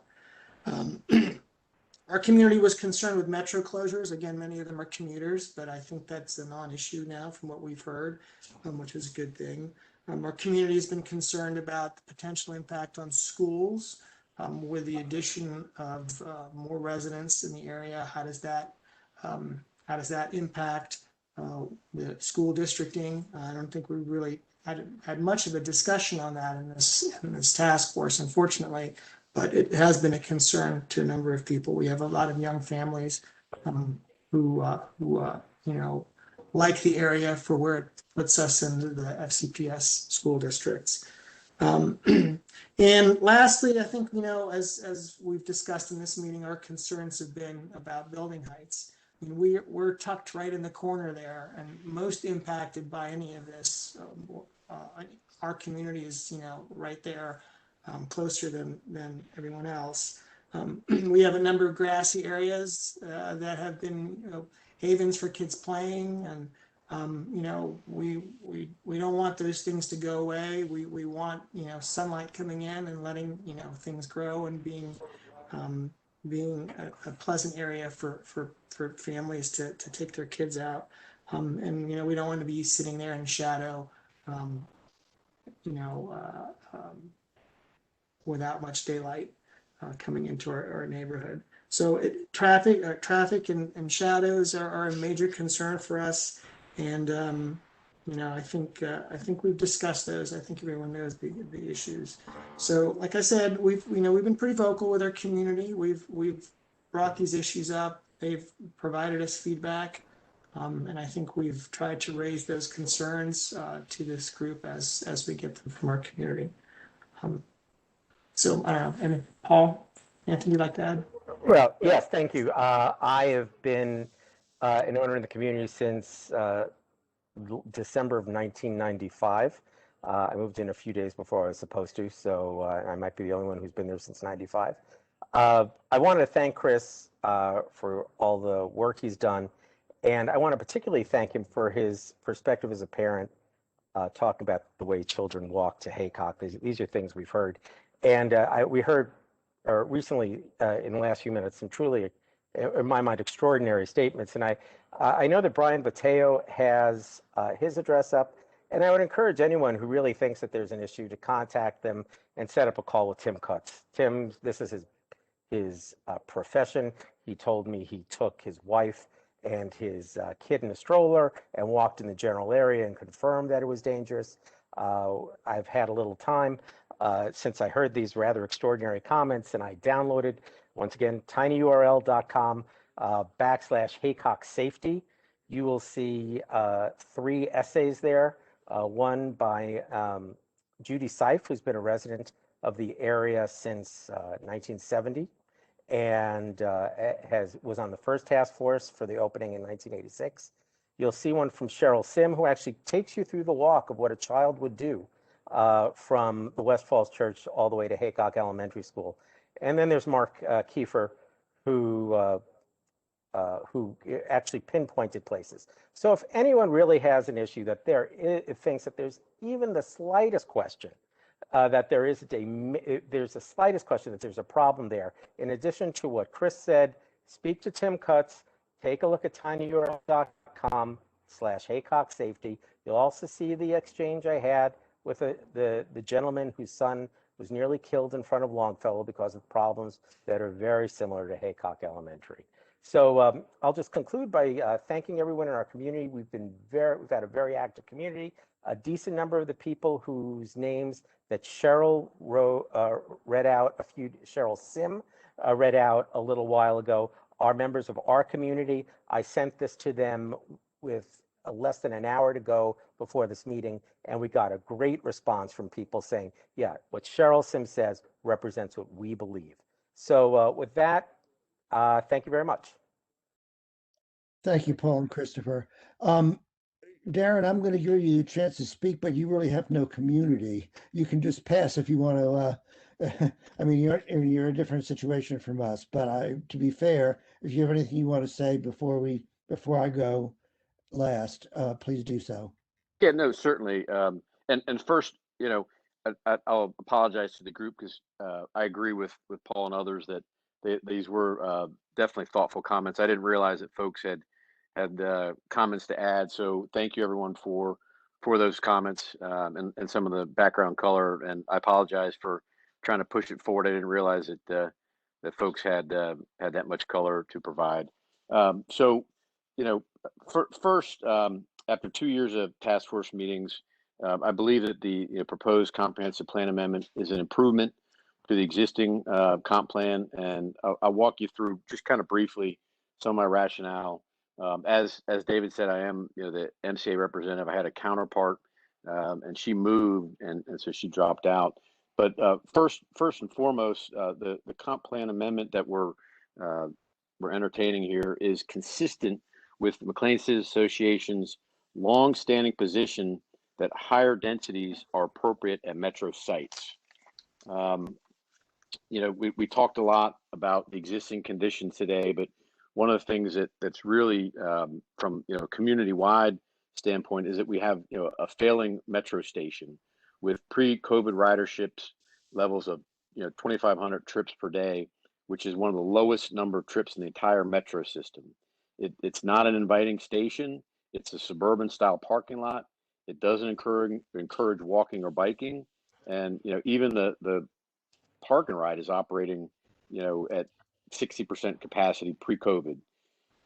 Certainly, we've talked about the traffic issues that we contemplated. I think that this task force has done a fabulous job, Paul and everyone, in demonstrating that we really need to focus on the traffic demand, on what's being contemplated here, the trips per day, those sorts of things. But the existing traffic issues at Haycock and Route 7 offer little to no ways to get around. So without these changes, the intersection, as Cheryl, I believe, pointed out, is just going to fail from the background growth. Not to mention the addition of the City of Falls Church town center. So I believe this is a great opportunity to use the development as a way to fix that problem through infrastructure. Finally, the existing comp plan was approved 30 years ago. It hasn't resulted in. Can you guys hear my headset just died on me? Am I still good? I still hear you. Okay. My headset died on me, so lucky me. The existing comp plan was approved 30 years ago and has not resulted in development. So this typically is a sign that the density or heights that were granted were not enough to attract development. That's one causation. And here we have an opportunity to tweak the plan to make it attractive to development, private investment development. And I believe this is what others have mimicked. So I don't want to go into too much detail. I'll kind of cut some of my comments short. But I think it's critical that these changes can be accommodated by the existing and proposed infrastructure. If we review the FCDOT and VDOT responses to the traffic study, it's going to improve the intersections of Haycock and Route 7. It obviously there will be added traffic from the town center, and there will be added traffic in general from just organic growth. But hopefully, with the addition of this metro with walkability, we can mitigate some of that. I believe the individual from Smarter Growth really did a great job of pointing out how transit-oriented development helps reduce the carbon footprint and hopefully gets people out of their cars and makes everything safer for pedestrians. So many of the McLean City Association residents tend to live north of Route 66 and commute to Tyson's via Haycock Road. So these changes being proposed will improve the AM and PM movements to the residents who traverse that daily. My biggest fear is that if we get the high school site development without the WMATA redevelopment, we'll end up with more trips without improving access to Metro, as I said, which will be a worse situation. So I guess really in conclusion, our job is to determine if the plan, if the proposed changes are appropriate improvement over the existing comp plan. And it's my belief that the plan change is an improvement. It warrants approval, and listening and acting upon all of the surrounding neighborhoods' concerns, which are first and foremost. And I think we did a great job with some changes tonight that were needed.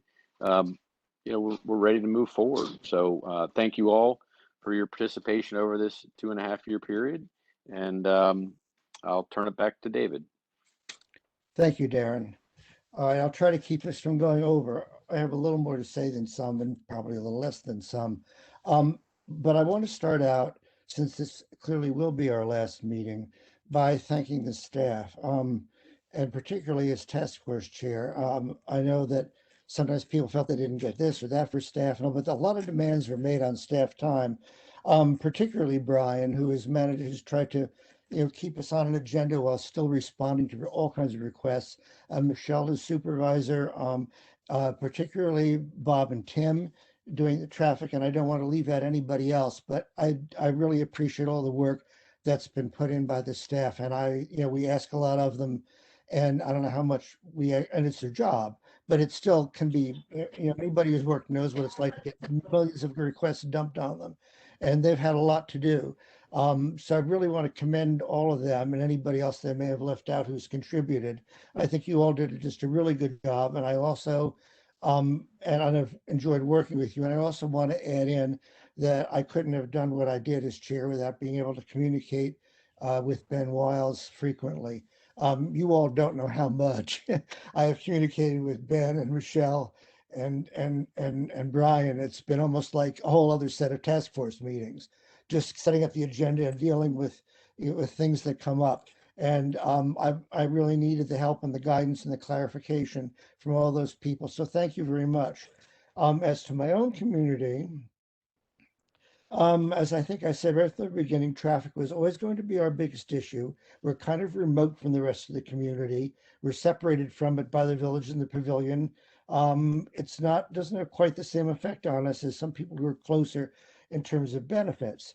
Probably closest, I guess, to Lemon Road in terms of the kind of association we are. We are not a homeowners association. We have like 200 houses in our area, but by no means is everybody involved, or even on my contact list. But I must have about 150, 160 people in my contact list. What I did once it got to the point where we had all the traffic stuff in, I started doing this on my own and realized I couldn't. With the help of Paul, I'm going to ask you. I think you're not muted. Can you mute? Oh, sorry. Yeah, sure. With the help of of the staff, but particularly Tim and Bob, what I did was I came up with a list of questions that I thought would be the ones that would most concern our community, most of the traffic, but there were a few others too. And I put these questions to staff. They came back with responses, tables, some of which they actually had to create from the TIA. I followed that up with some other questions. And this came out to like about a 10-page document that I sent out to my community that had my questions, staff's responses, and my comments on them. The biggest area, I think, was intersection delays and traffic volumes on different stretches in all the different scenarios, different development and non-development scenarios. And we've been presented with some of that, as you know, comparisons, for example, of intersection delays, in different scenarios. I didn't get as many responses as I'd hoped, but indifference, I suppose, says something too. If people don't, I did get some responses from people who looked at it and said, "I guess I just don't really care one way or the other." I got 3 people who were in favor of this project. One pretty strongly. Others kind of like, "Well, I know we're going to get development, so there's some benefits." Most of the actual responses I got were opposed. And that ranged from people who, I guess, basically said, whatever benefits we see, they're outweighed by the additional traffic that will surely come from this. A lot of them were intensely opposed, and here are some of the reasons for that. Um, uh, First of all, some people really had trouble with the traffic study. There were some people who objected on principle with the idea of a developer financed traffic study, regardless of who reviewed it. And on that basis alone, they considered themselves skeptical of that. There were several other things that I think concerned people. I found out in the process of trying to put together these questions that it had been from the start with the when the scoping document was done, it was agreed that traffic would not be specifically counted and studied on Highland Avenue. And the explanation I got was nobody expected it to increase that much or to be as great as even on Grove, another street. But Highland Avenue has been always the street that has had the most concerns in our community. So I think the fact that that was not expressly considered or was downplayed did not sit well with people. Some other people I think, thought that it didn't go far enough, echoing some concerns we've already heard tonight.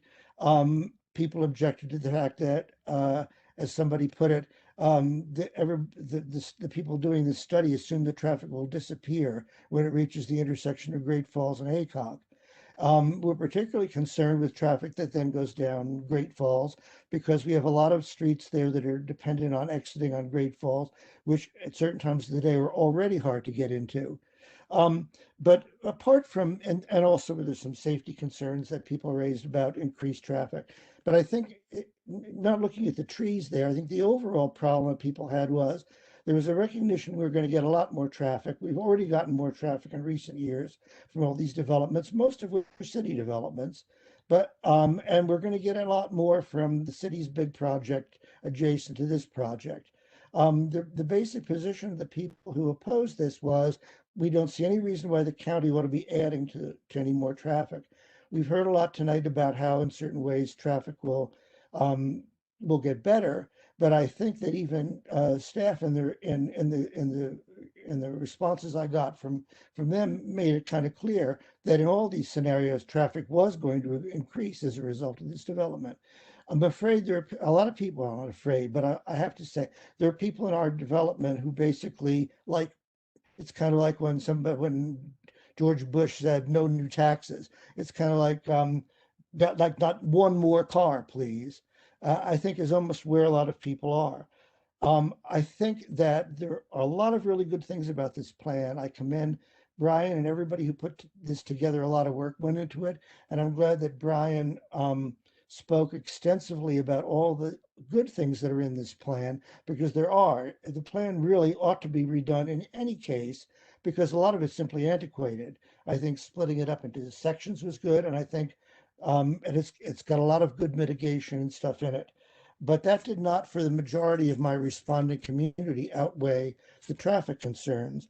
So I have to say that, given that I feel compelled to reflect the largest group of people in my community, especially those, and I would add, most of the people who responded negatively are in the vicinity of Highland, Haycock, and off of Great Falls. They're the most affected people. To reflect, where I think their thoughts are and their strong feelings are.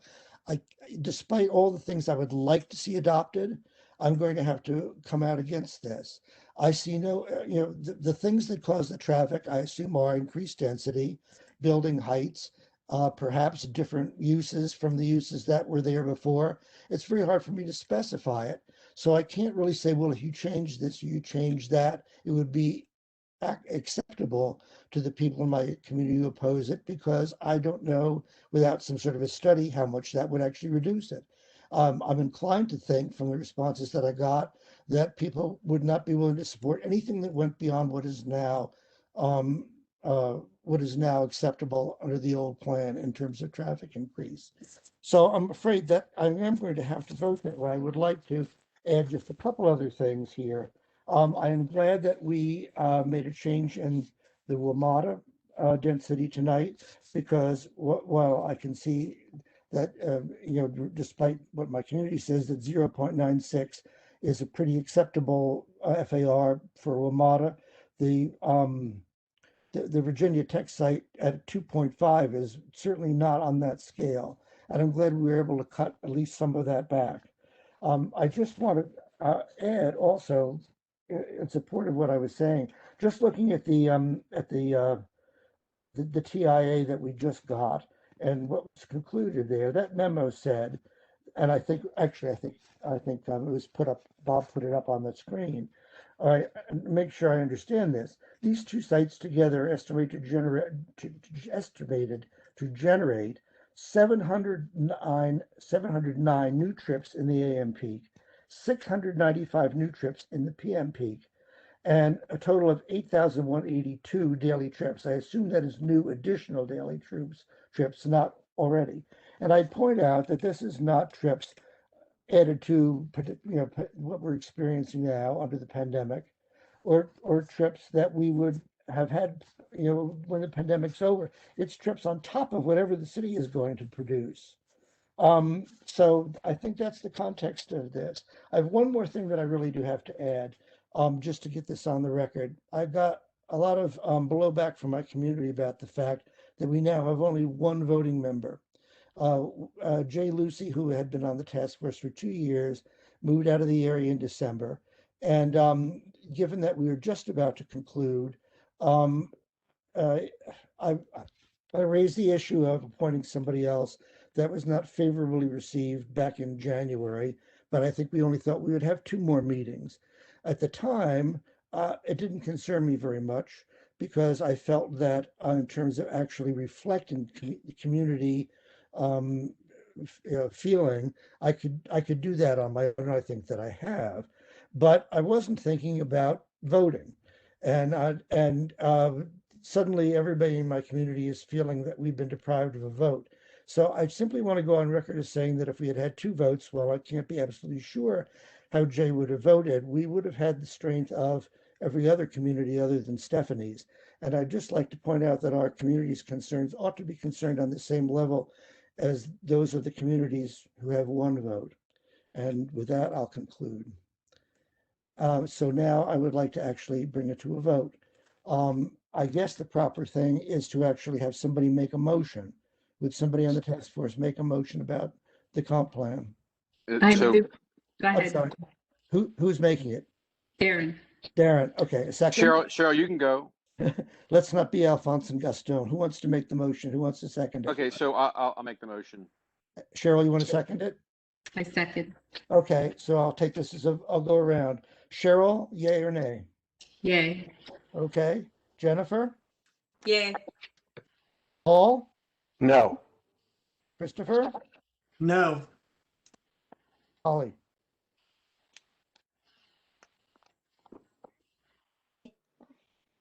I never hear you right away. What did you vote? Yay, Okay. yay. Okay. I seem to never get your first thing. 'Cause Linda? I'm muted.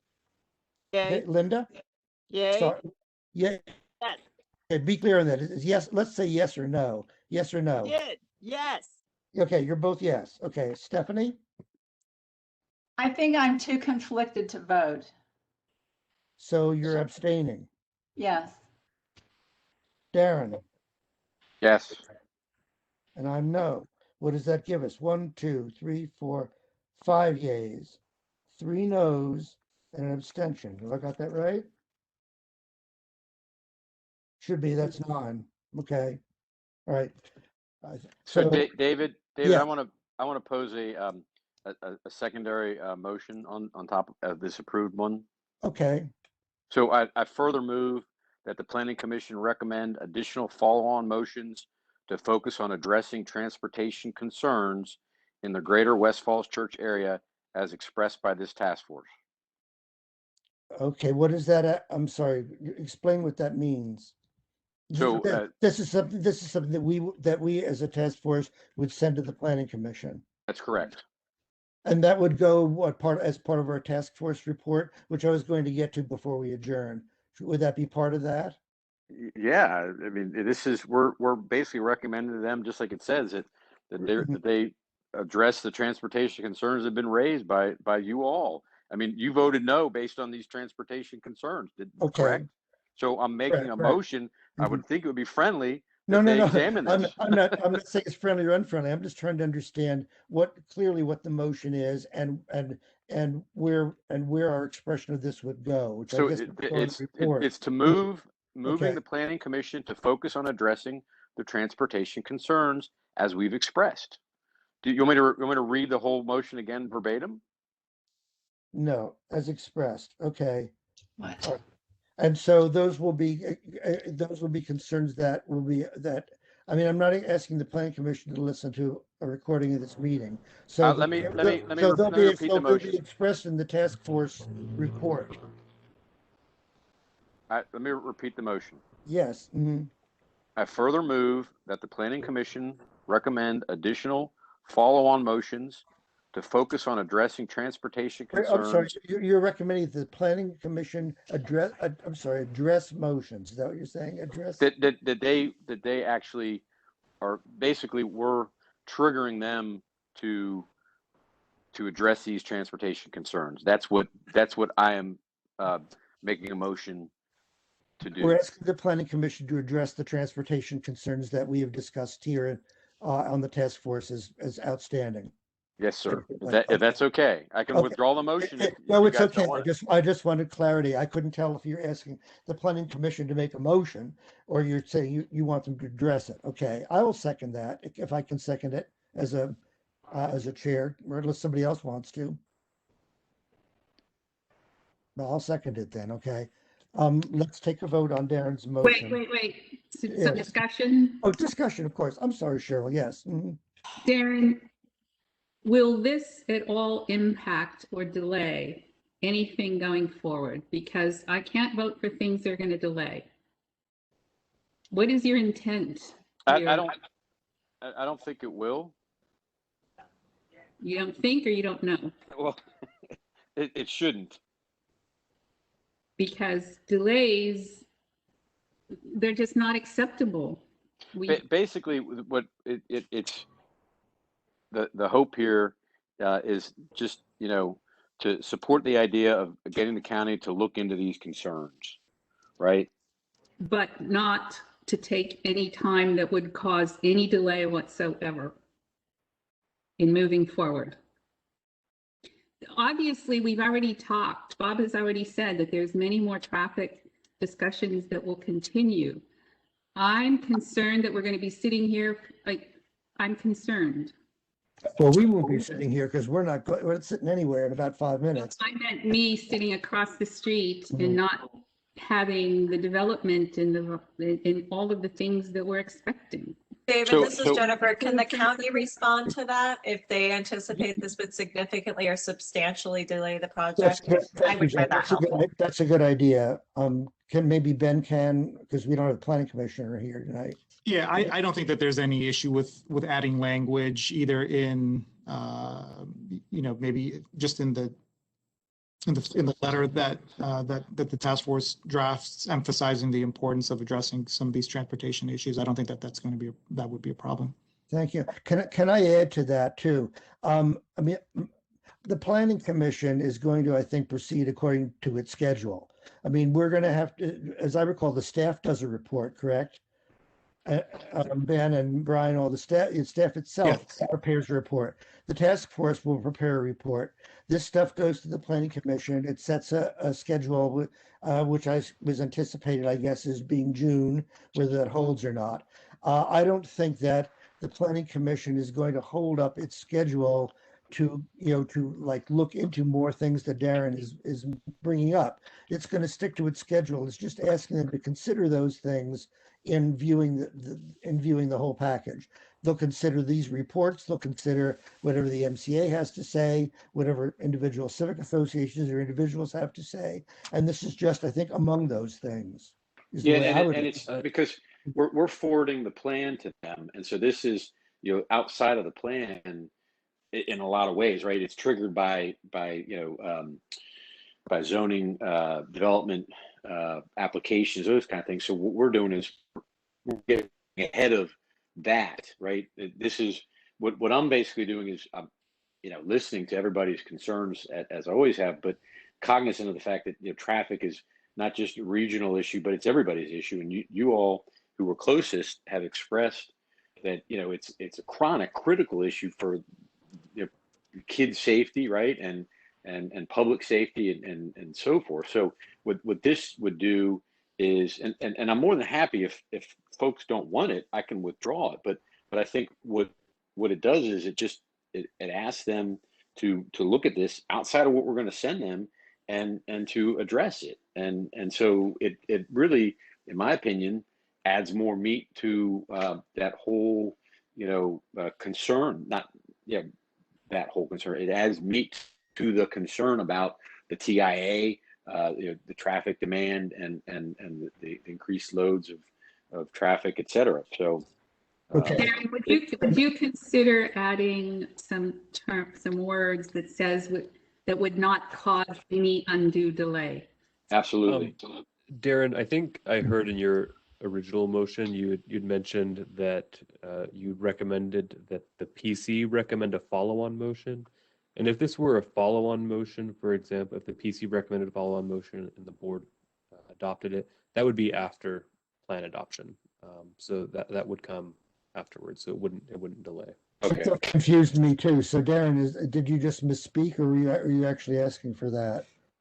No, that's fine. That's fine. I mean, again, the goal here is to have the traffic concerns, that addressed, right? Basically to highlight them as a concern of the Correct. task force. Okay, fine. All right.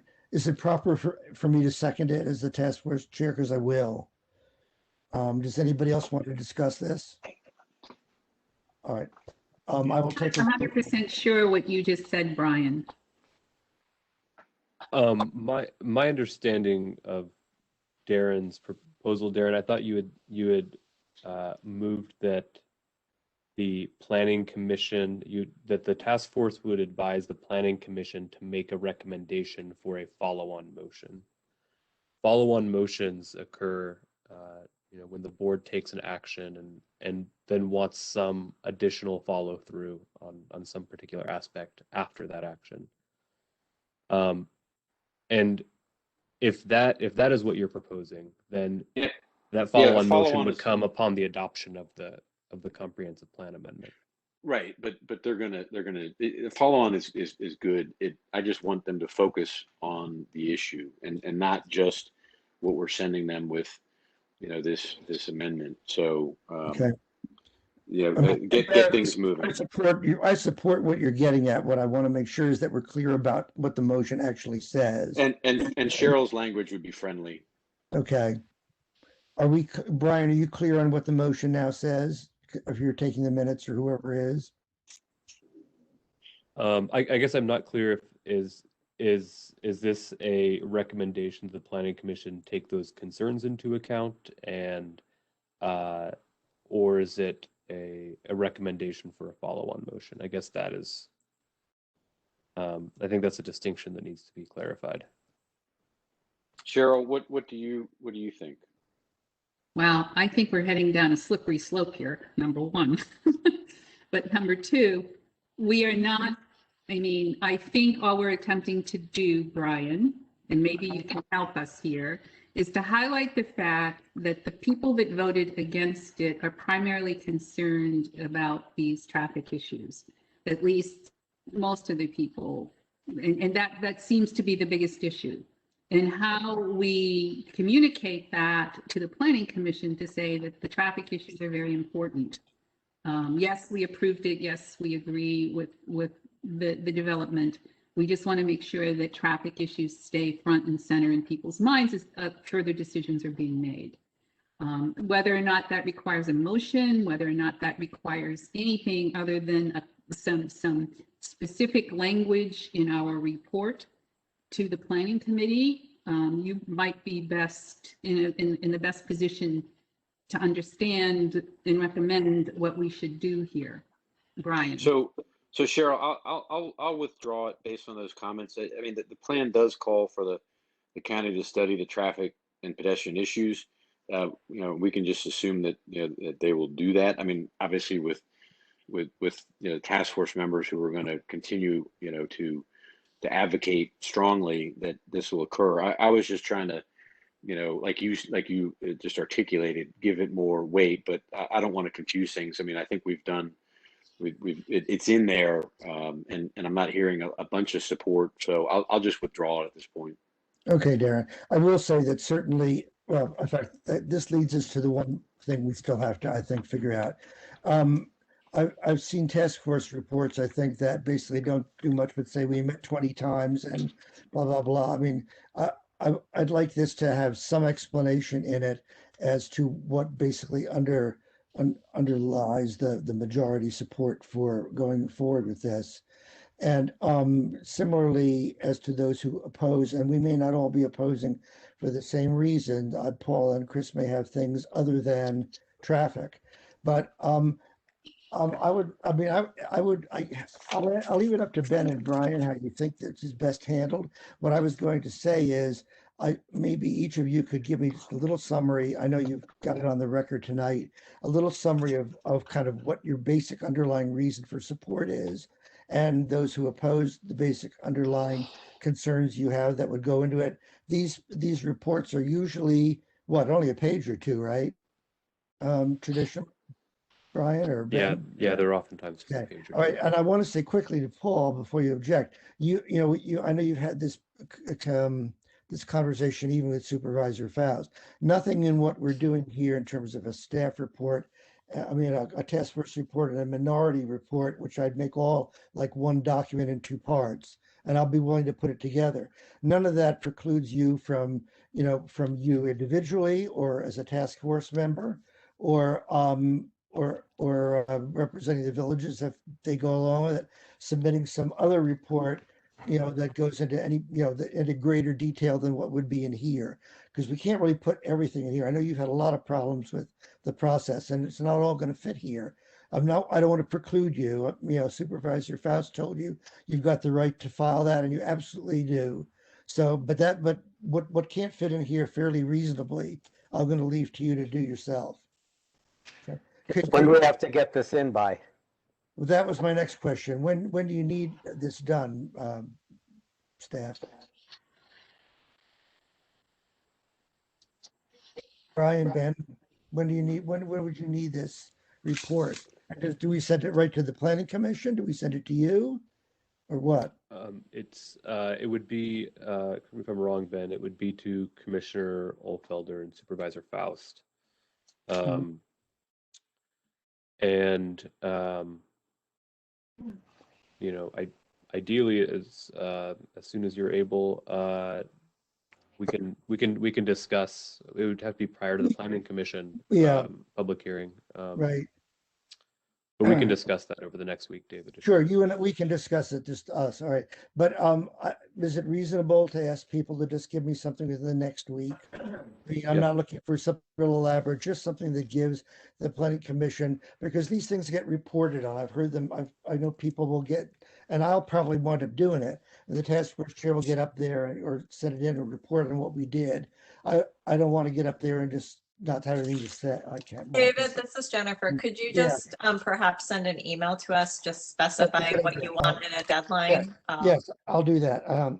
Good idea. I'm getting to the point of I start early in the morning, so I'm kind of at the point of I'm not sure I'm going to digest much more tonight. So an email would be I very perfectly helpful. understand. I unfortunately stay up till 2, so I'll probably have a milkshake after this. But I know a lot of people want to go to bed. So yes, that's a good suggestion. I'll do that. And Brian and Ben, when would you actually expect the staff report to be completed? I would expect the staff report to be published in late May. Okay. All right. Well, if that's the case, it seems to me that you don't really need to see our report before you do yours, right? Except that you tend to put in how you disagree with the task force, but I don't know that you will disagree. Yeah, I don't think that we have a disagreement with the task force. Right. We can certainly speak to the whole process that we've been through since January of 2019 with the task force, and of all the discussions we've had, and the comments we received, and how we incorporated them into the draft plan. So I think we can do that without the letter. Well, it sounds to me like we have a fair amount of time then, like we have a month or something. I'm not going to delay on it, but it doesn't sound like this is super urgent. So I will send out an email. I'll ask for stuff as soon as you can get it, maybe within a week, so I have time to work on it. And after I work on it, I'll send it to all of you to make sure that it more or less reflects your underlying view of what our positions are. And I think that is it, unless somebody has, I always say any old business and any new business. No. Anybody want to add anything? Okay. All right. It's been enlightening to work with all of you. So we're not really quite through yet, since we still have to interact, but I actually did enjoy it. next time somebody else can do it though, as far as being chair. So, thank you, and thank you again, Brian and Michelle and Ben, for all the interactions we've had. I appreciate it. Yeah, thank you, staff. We're signing up. Thanks, David. Maybe 4 days from now, by the way, was when we first met, 3 years ago, with that Seoul meeting. So if anybody wants to break out champagne or something, that's the day. Okay. See you all. Thank you very much for all your participation. Yeah, I want to thank you all as well, and just a reminder again that we are planning on the community meeting on May 11th. We'll be posting links to that, and I will send out a link to you all to distribute to your communities, and we're putting it on the plan amendment study page as well. And Brian, as I'm correct, you don't necessarily expect task force members to attend that if they don't want to, correct? That's right. But you would like me to, I believe. Yeah, if you're able to. Okay, It won't be any new information for task force members. Right. I just wanted to clarify for task force benefit. Okay, goodbye, everybody. Go do whatever you do at 9:53 in the evening. Go do it. See you. Bye. Thank you. Bye. Bye. Bye. Bye.